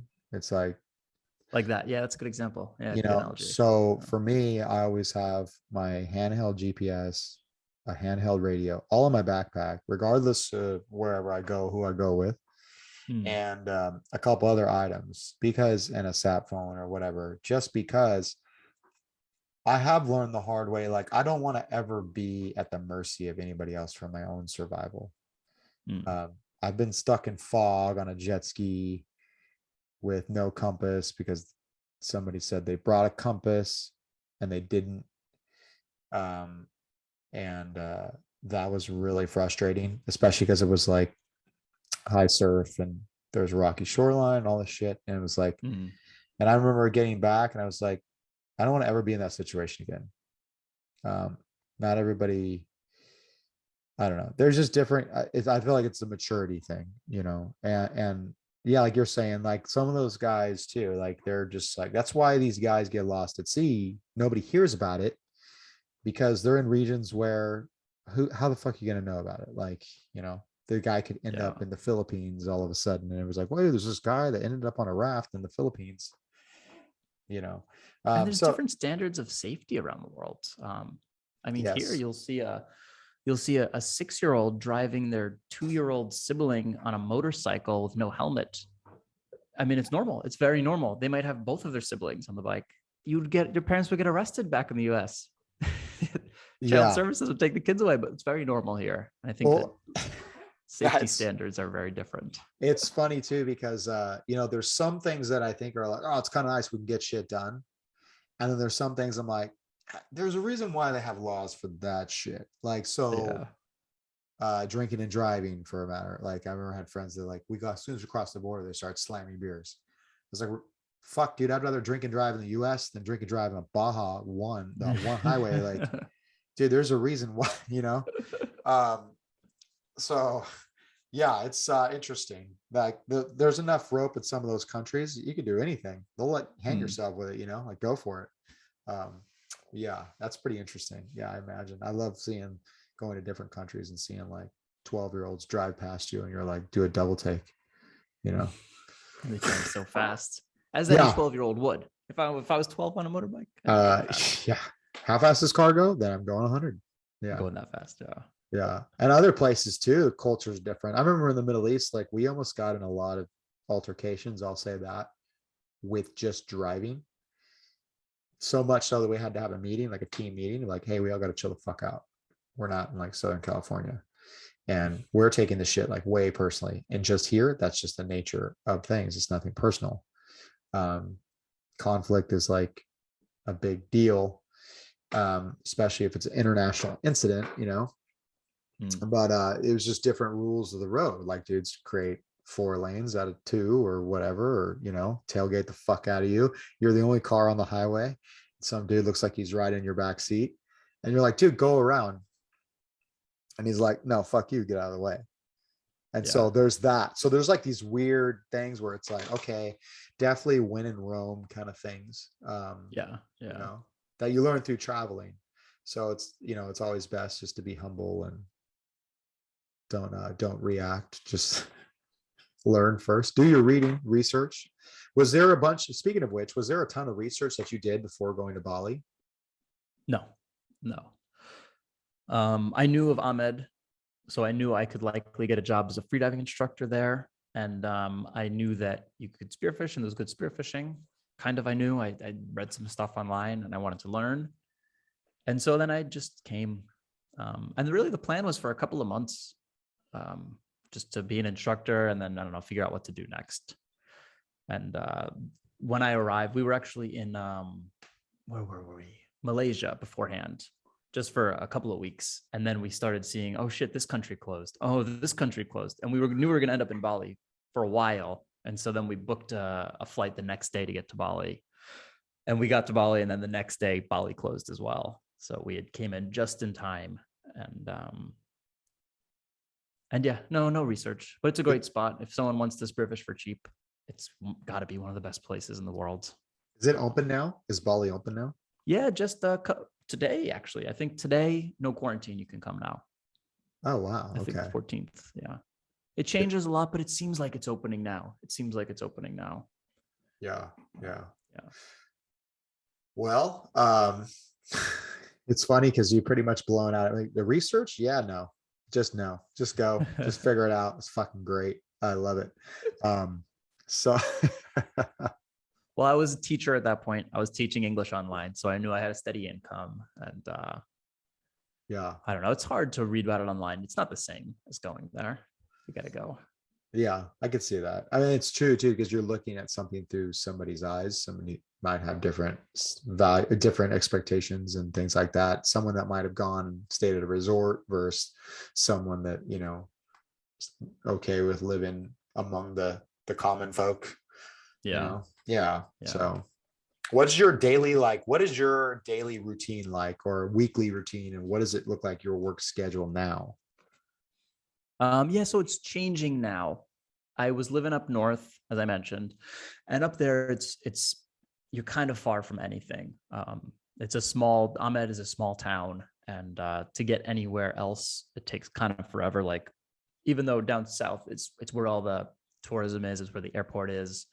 To get from Ahmed to here, like as the crow flies, it's about 20 or 30 miles, but it takes 3 hours to drive. So when I was there, I was spearfishing somewhere between 5 and 7 days a week. I would go out. I have my boat. My boat's still up there.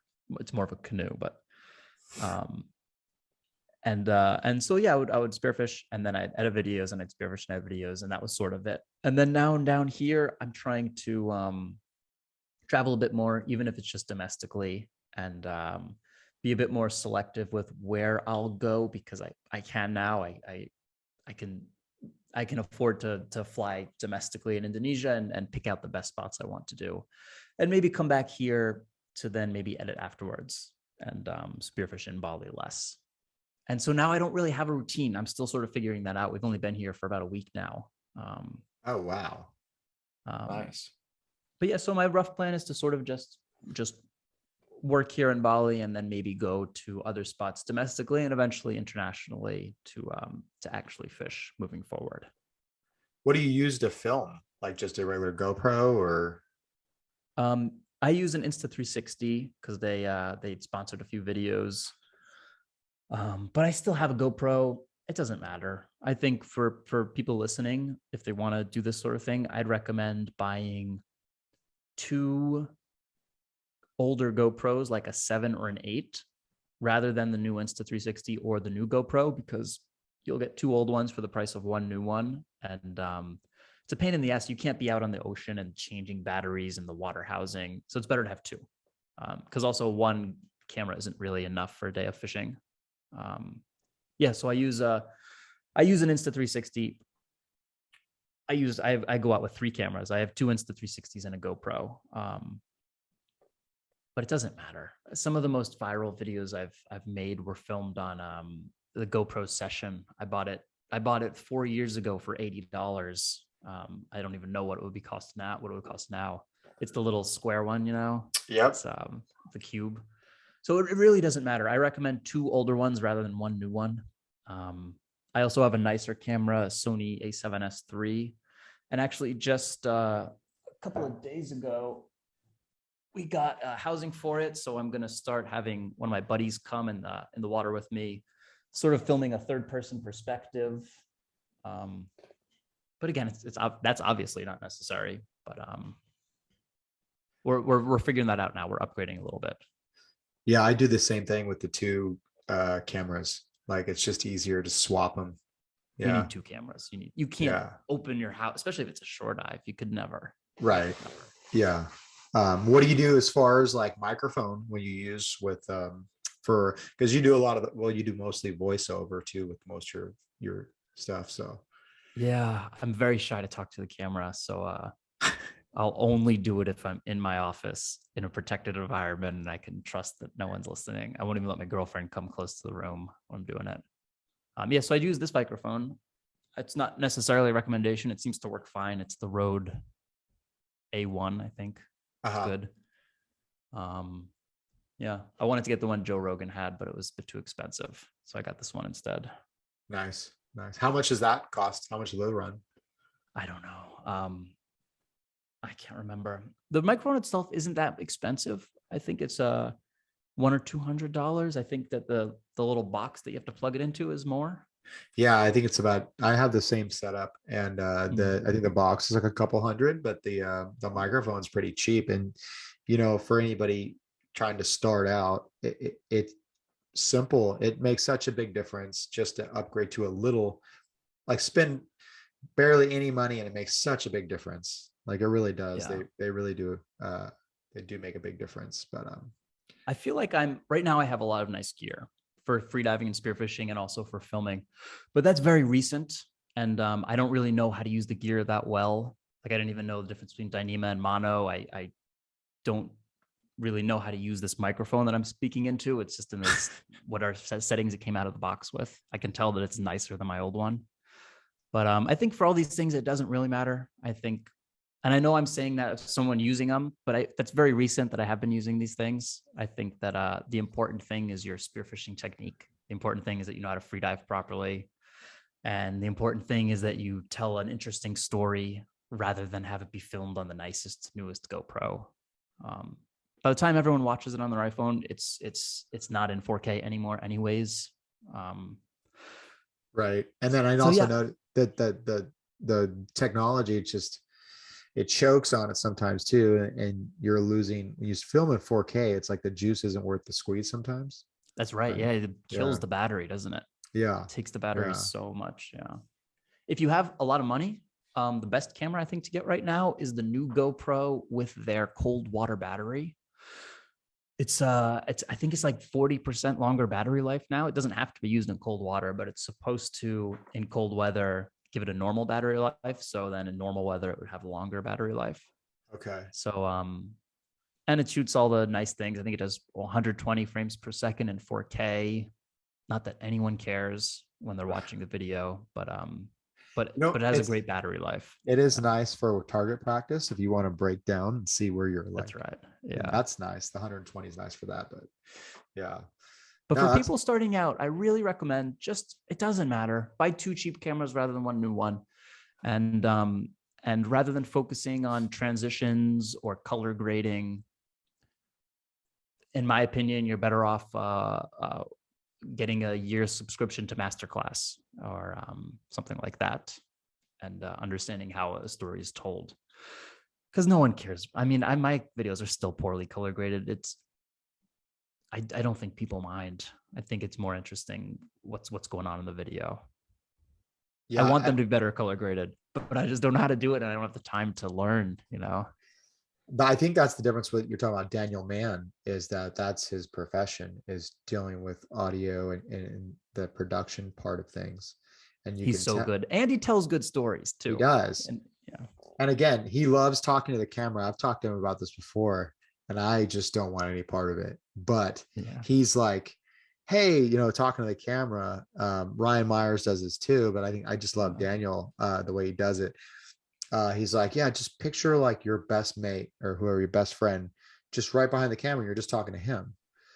And I was like, okay, all right. But it's like, I don't know what to talk about. Like, I don't know, it's like, but he tells a fucking phenomenal stories, and his stories are so unique because of the region where he's at. So his are good. I think if you wanted to make a TV show, he's a good enough filmmaker that he could make a TV show. Like he's David Ochoa as well, with the cinematics and he's phenomenal. And right. Those guys are on another level. I truly believe that if you're going to spend time learning one or the other, learn the storytelling. If you can do both, great. That's obviously better. Right. But I think the storytelling is more important. I think the storytelling, because it gets more, otherwise stuff gets generic. If you can only look at a fish getting killed same fucking time over and over and over again, and it's like, oh, I've seen this before. But if you can tell a unique story, like even if the film isn't the greatest, but I mean, people will go back and they look at like Back to the Future from 1985, and it's a fucking phenomenal movie, and I still watch it with my kids, and it's like 40 years old, and you're like, hey, the story is really where it's at, I think so. Yeah. I don't know how to color grade or film very well anyways. So, but I think it's true. And you even see someone like Mr. Beast say that he intentionally uses some shittier camera than what he could afford because he thinks it has more of a YouTube vibe. And, and that's the other thing. I wonder if it's too well done on YouTube. Like people, they wonder, maybe, am I watching a commercial or is this a YouTube video? I'm not sure. I'm not sure. Even for my own viewer retention graph, if I do a drone shot where I'm not saying something, 100% of the time, the graph's going to drop. Not because people exit the video, but they're just bored by the drone shot, so they skip ahead till when the story picks up again. And maybe that's just because my drone shot's boring, but Or maybe you hold the every drone shot too long, right? Like just, is yeah, it? every time, no Oh, matter, it's even if I do it so fast, because I try to have a little, like it's called a cinematic sequence, is that what they call it? Always a drop in viewer attention. It's just interesting. get to the point, Lenny. That's Get to what the people are point. saying. Hurry up. That's What are what we they're do? saying. What are we doing here? 30 seconds, right? Your 30-second pitch, your elevator pitch, right? You got 30 But seconds. I think people are getting better at making videos, YouTube videos in general. I think that if you're making a spearfishing video, you're lucky. Because what drives viewer attention, what makes a good story is like a struggle, tension, a goal, and all of those things are just naturally part of spearfishing or fishing or hunting. Like there's an obvious goal, there's an obvious struggle, there's an obvious resolution. I can't imagine making YouTube videos about my daily life in Bali or in New York.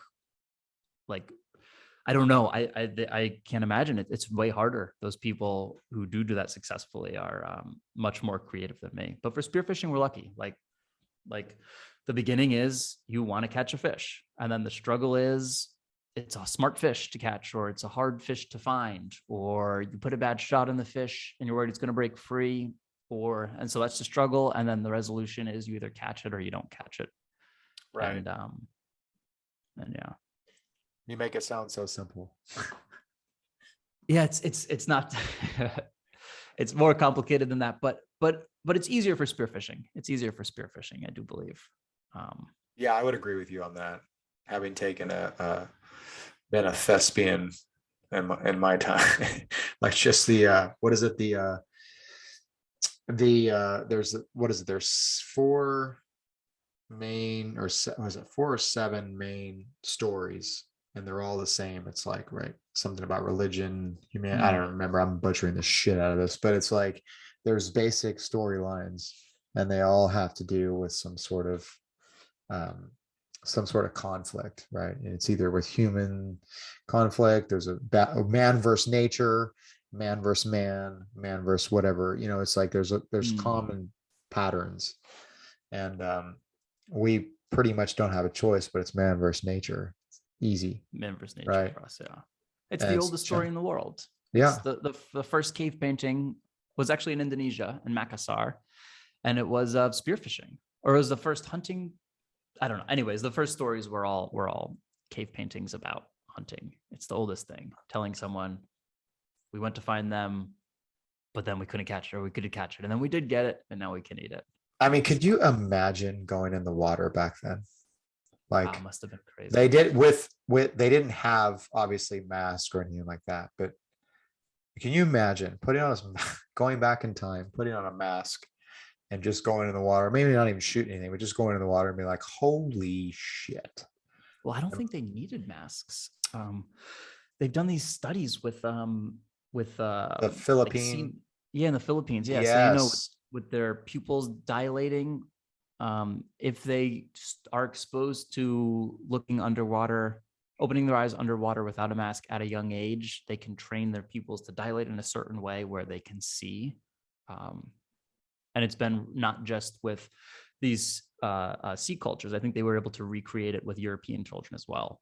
I think the key is that you're a kid. I think we're too old. We need masks. All right, kids, get your swimsuits on. Let's go. Yeah. But yeah, it must have been crazy. You even hear stories here of just 20 years ago within Bali. Like these spots, like there's this one spot where people like to fish for dogtooth tuna. So there's the island of Bali, and then in the bottom right corner, there is an island called Nusa Penida. And it's still part of Bali.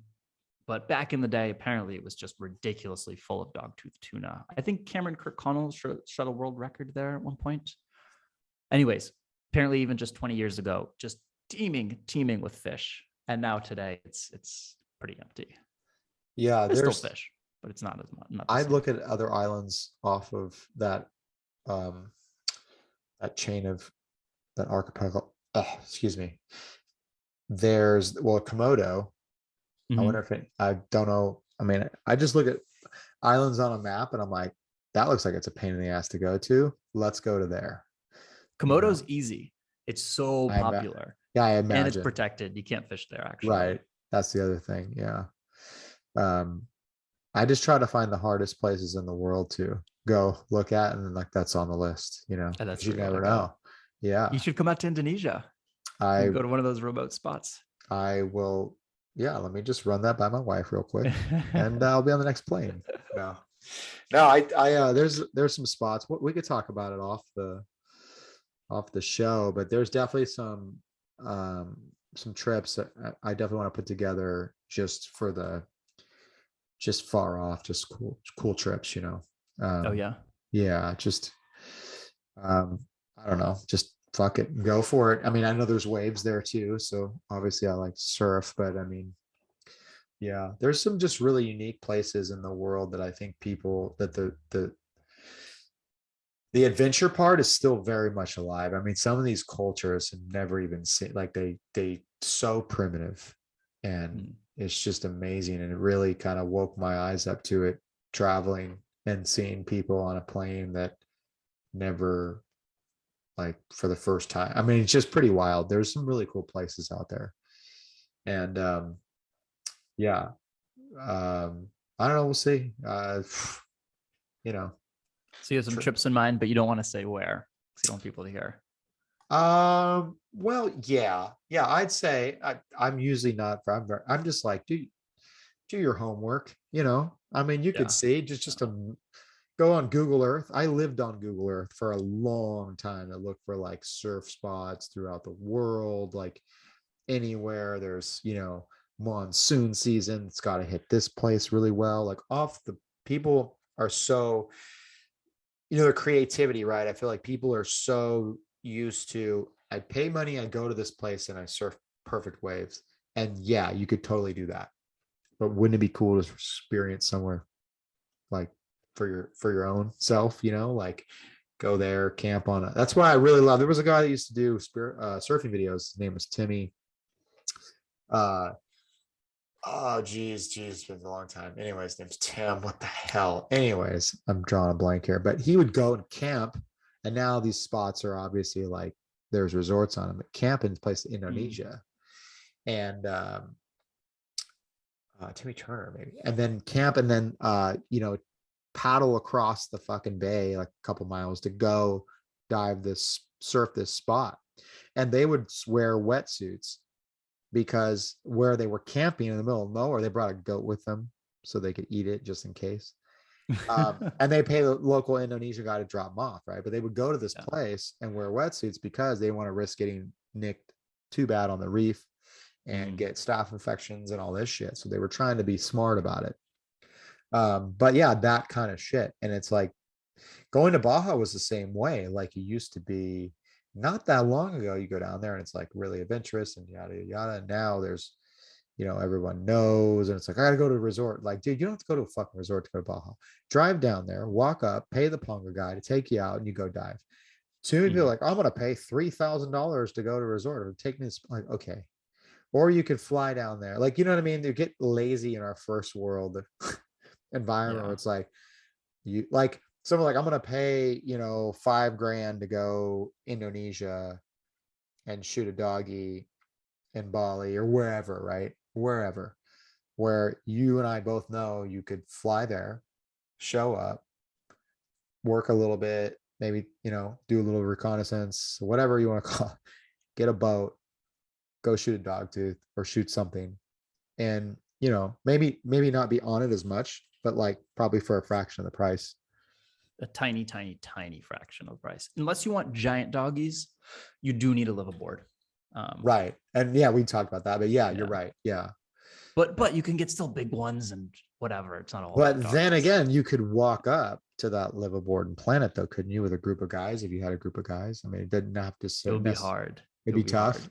Yeah. But you can, but it's very hard. It's very Right. hard. Yeah. So But you yeah. can, but you can. But Um, yeah, the adventure aspect, I just love it. yeah, me too. Me too. It's so fun. It's fun to look at navionics and see, maybe this is interesting, and then go there and see what it actually looks like in person. Yes. So And do you, in your opinion, do you find navionics pretty accurate? yeah, I mean, Yeah. I'm not that I'm an expert, but it seems to be if you see something on avionics, sometimes you hear stories of like people going way out into the middle for what looks like an atoll 100 miles from the closest island, and they go there and they just can't find the atoll. But in my experience, it's always been there. Yeah, I've had some experience like that where it's like, that's not there. Like, but It that, must be there. It must be just it's something, misplaced a but little that's bit. again, that's that thing where it just keeps me like, um, going back and going back Yeah. and like dreaming and talking to buddies and Googling now. You can just Google because people love to talk, like they say in the Navy, like loose lips sink ships. Mm. And it's like, just keep talking, boys. Just keep talking. Get all the information you need right off the internet. Like, I mean, shit, half the probably information on this podcast is like, some people back 10 years ago, 5 years ago, it would be secret. But Yeah. News of Panita is not a secret, but no, I know. I'm just saying, like, there's so many things that people, you know, one time I was filming and surfing in Point Loma, and I don't usually typically film surfing because surfing culture is very different. Well, I was, surfing the point or whatever, and I had my camera. Somebody's like, don't blow up or don't something secret spots. I was like, and it's funny because he's a younger guy, and I was just cracking up. I'm like, secret spot, dude. You mean if you fucking Google it and it's the first thing that pops up? Like, not exactly a secret spot, buddy. Go back to school, little boy, shit. I see people blur out the coasts on their videos. Yeah, so there's that of that. So what that is about, and this is kind of true though, I mean, with respect, is that where we get influx of, like, say, it's usually with like white sea bass or certain spots, right? So the fish will come and they'll be there for a little bit and they'll leave. So when the fish are here, it's on, right? But really the Mm. only way to know that is to go dive and dive and dive and dive. And then you get like, they'll be here for a week, and you'll notice Okay. because everybody start posting about shit, you're like, oh, Yeah, yeah, yeah. here. But you'll see them blur out the background because they may be in this side of the kelp, or they might be in this kelp bed, or they might be here. And so Okay. people, and the other thing is, in Southern California, there is such a huge population, especially now, like you said, with spearfishing blowing up the way it is. It's blowing up to the point where, if you were to show the background of where that is, you'd have like 40 dudes in the water the next day. Like, when I remember started diving, Really? yeah, I remember started diving, and it was like nobody would ever be on your spot, theoretically, right? Your spot that you usually like to dive. Now you turn around the corner to dive in Point Loma, and there's like diver there, diver there, diver there, diver there, like shit. And it's Really? It's just, that popular? yeah, it's getting popular, more and more Oh. popular. I mean, it's all good. It's just more and more people are getting into diving, which I think is a good thing overall. Um, Mm-hmm. I mean, yeah, I think because the greater good is, the more people are in the water seeing the ocean, the more they give a shit, you know? Yeah, for sure. I think that's important. And the more they realize, like, I think there's a progress you go through, like a little process you go through when you start diving, where you shoot a bunch of fish when you're starting out, and then you don't get more selective, then you hardly shoot any fish, then you start mentoring people, and then Yeah. maybe you take occasional fish, when you need to have dinner. I think it's kind of like that. And I think, you know, it'll be like that. I mean, as long as we can just educate people. I don't know. I'm not like it's actually funny. I'm not like a huge like sustainability. I am, for the sake of like, have your own moral code, just don't be an asshole. Like, that's how I like pretty much think about sustainability. Don't be an asshole. Mm. Like, it's real simple. Um, be selective, know what you're shooting, know when you take the fish out of the environment, what impact that has. So just be smart about it. Mm-hmm. Um, and I guess if I was more popular, maybe I would be more proactive about it. Um, Mm. but I kind of feel like things are so funny where like money always wins. Big business always going to win. I mean, when you're talking about like closing Yeah. stuff and commercial, you know, um, yeah, I don't know. The only thing you can do is what I tell everybody. I tell my kids this too: is you can only control your own house, right? So as long as you can do what you can do. Now, having said that, I think of a ton of people feel the same way. dive clubs and things like that are great rally points to really cause a stink, in a sense that say, hey, I don't agree with that, to fight for precious resources like fish and coastline access and things like that. So that's important. But again, that's like, for me, I'm thinking like that's in our own backyard.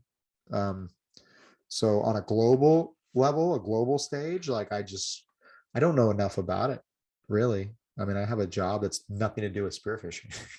I just don't know enough about it, I don't know either. It Yeah. seems fucked up, but it also seems kind of pointless to complain about it. I complain about it more when people complain at me, and I just think like, come on, this isn't the bad thing.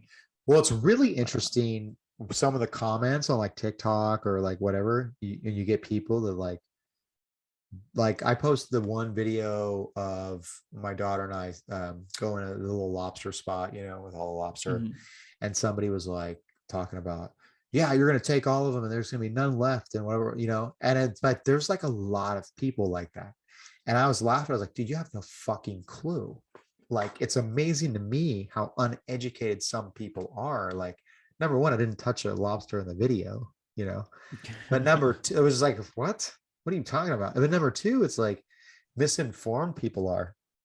And they're like, they're like so combative about it. And you would think if you really knew your shit, you wouldn't have to necessarily be combative about it, because you could like use facts and logic rather than emotion to make an argument, Yeah.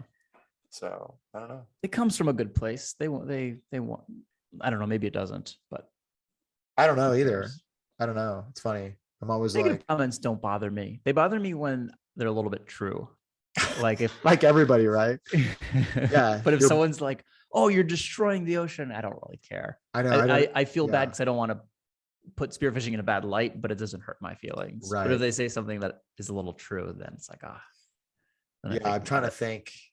Yeah, it's really funny. It's John and I have talked about this extensively, where it's like, God damn, man, it's really tough to like, sometimes you try to do a good thing and then some people will like, say something and you're like exactly what you said, like, well, fuck, that wasn't really what I was going for.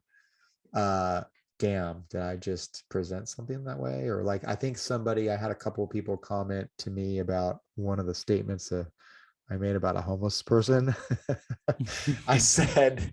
I go, it was really funny. And I was like, it's funny to me because it's very tongue in cheek, but I was like, yeah, because you see, you put a vibe out to so many people. Like in your case, you're putting something out to 1 million people, and you may think something is lighthearted and say something, which is kind of what happened to me. And you could really like upset someone. And then you're like, fuck, that wasn't at all what I was trying to do. So, hey, yeah, I guess I was kind of an asshole thing. You're an asshole. Yeah, I guess I am kind of. Yeah. I mean, according to my wife, I have my moments. So yeah, I guess definitely, but yeah, some truth to some of it. Yeah. So you make stuff you have a podcast, you have TikTok, or you don't really post on TikTok. You have a YouTube channel. Yeah. My YouTube channel is this, like, I didn't really put a lot of effort as far as just posting this podcast, and like on YouTube. So people want to look at the visual portion of it, then great. Like, what does Lenny look like, Yeah. But yeah, so I did that. I just been posting that. And then I've been actually trying to like post if there's a specific topic that we talk about and it's shorter, because not really many people want to watch an hour and a half. Like, I'm not fucking Joe Rogan, Yeah. Not that many people want to watch an hour and a half of this guy talk. But the clips. Right. So I do the clips sometimes because maybe it's just a topic people are interested in. And I wasn't even doing thumbnails. I was just doing this. So I was like, oh, just put it up there. And then I realized, well, if I'm taking the time to like put it up there, I might as well try to present something in a professional like way that maybe more get more views and more hits, because you know how it is when you post something and you get nothing. Like literally nothing. Like you're saying, I believe it's 0 views because I've had 2, 0. Like, fuck. Like I actually like tried to do something with that. But yeah. But also, YouTube's not the platform for podcasts. I think it's a platform for clips. Yes. Joe Rogan could do it, but he doesn't even do it anymore anyways. He doesn't. Right.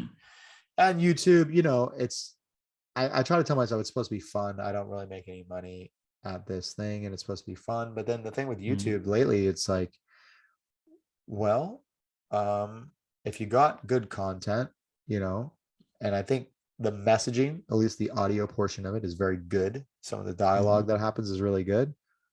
Why not? If you're going to take the time to post it on YouTube, why not post it and try to get it to actually hit the algorithm to where people can get the message out, right? Like that's kind of the whole Yeah. point, I guess. So I've been trying to step that up the last few weeks, actually. I've been noticing that, but If you're gonna spend 2 hours to have a conversation, you should spend 20 minutes to make a thumbnail. that's exactly it.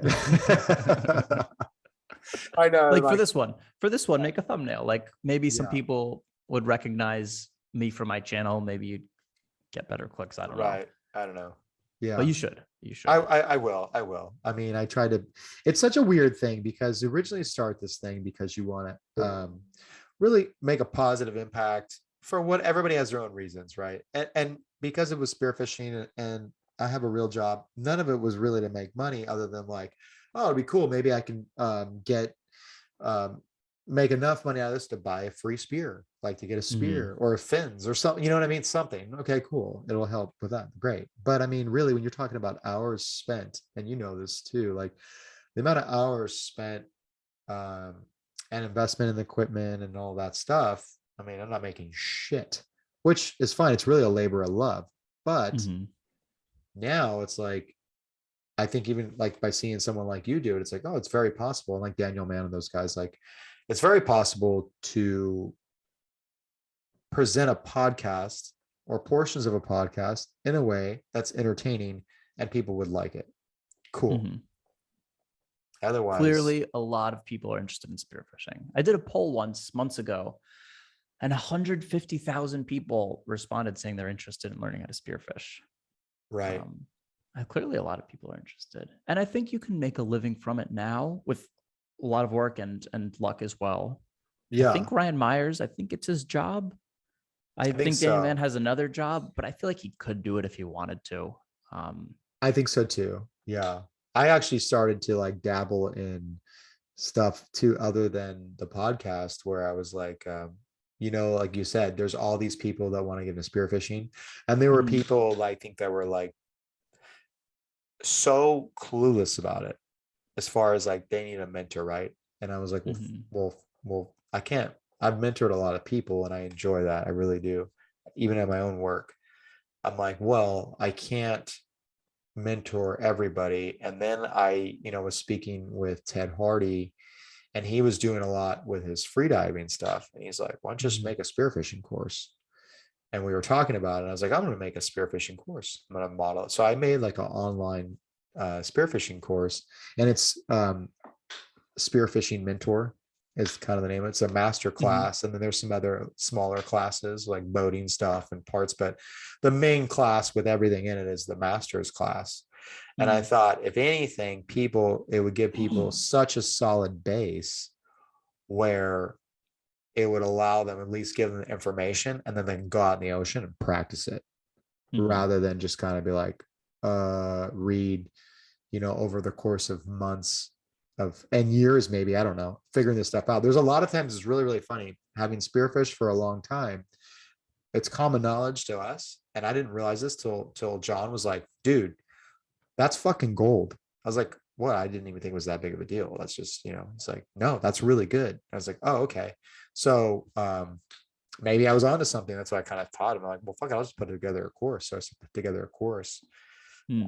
to help people from, I don't know, maybe somebody from Iowa do the course. And then when they go on their trip to Hawaii or something, they have a little bit more of a clue, right? Like, It's hard. It's a hard barrier of entry.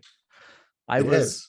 interested in spearfishing a few years ago, and I didn't know where to start.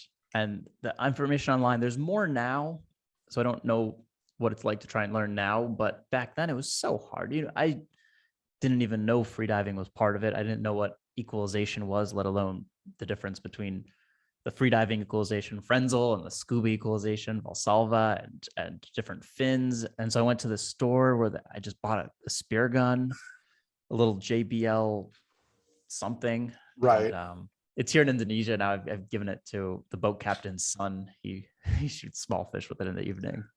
But it's hard. It's hard, basically. I never used that gun. I owned it for 3 years before I ended up actually shooting a fish. It's Yeah, it's just there's such a demand. I feel like there's a demand for it, but new people don't even know that they need it because they just have literally no clue. I cannot imagine, and I've said this to my other friends, your first time in the ocean is spearfishing. Like having grown up here in the water, I cannot imagine.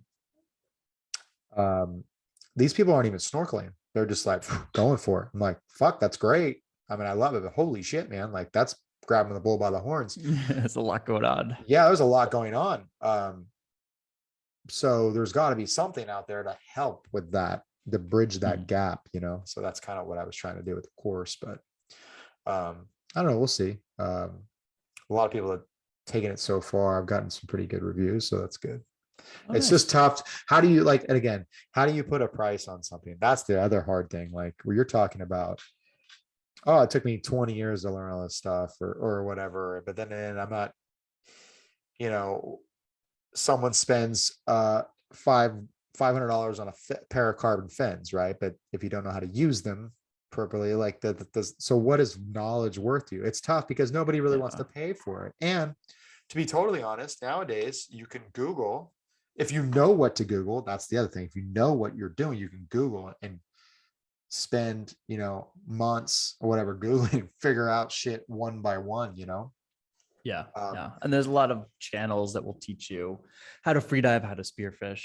But for an actual course that's set up, I think there's still a market for it. I mean, there's a million freediving courses here in Bali. Yeah. I mean, they're expensive. I think it's $200 or $300 for level 1 with a non-COVID price. That's pretty cheap. Yeah. I think in Bali that's expensive, but I guess for the US it's cheaper than Ted Hardy's class, isn't it?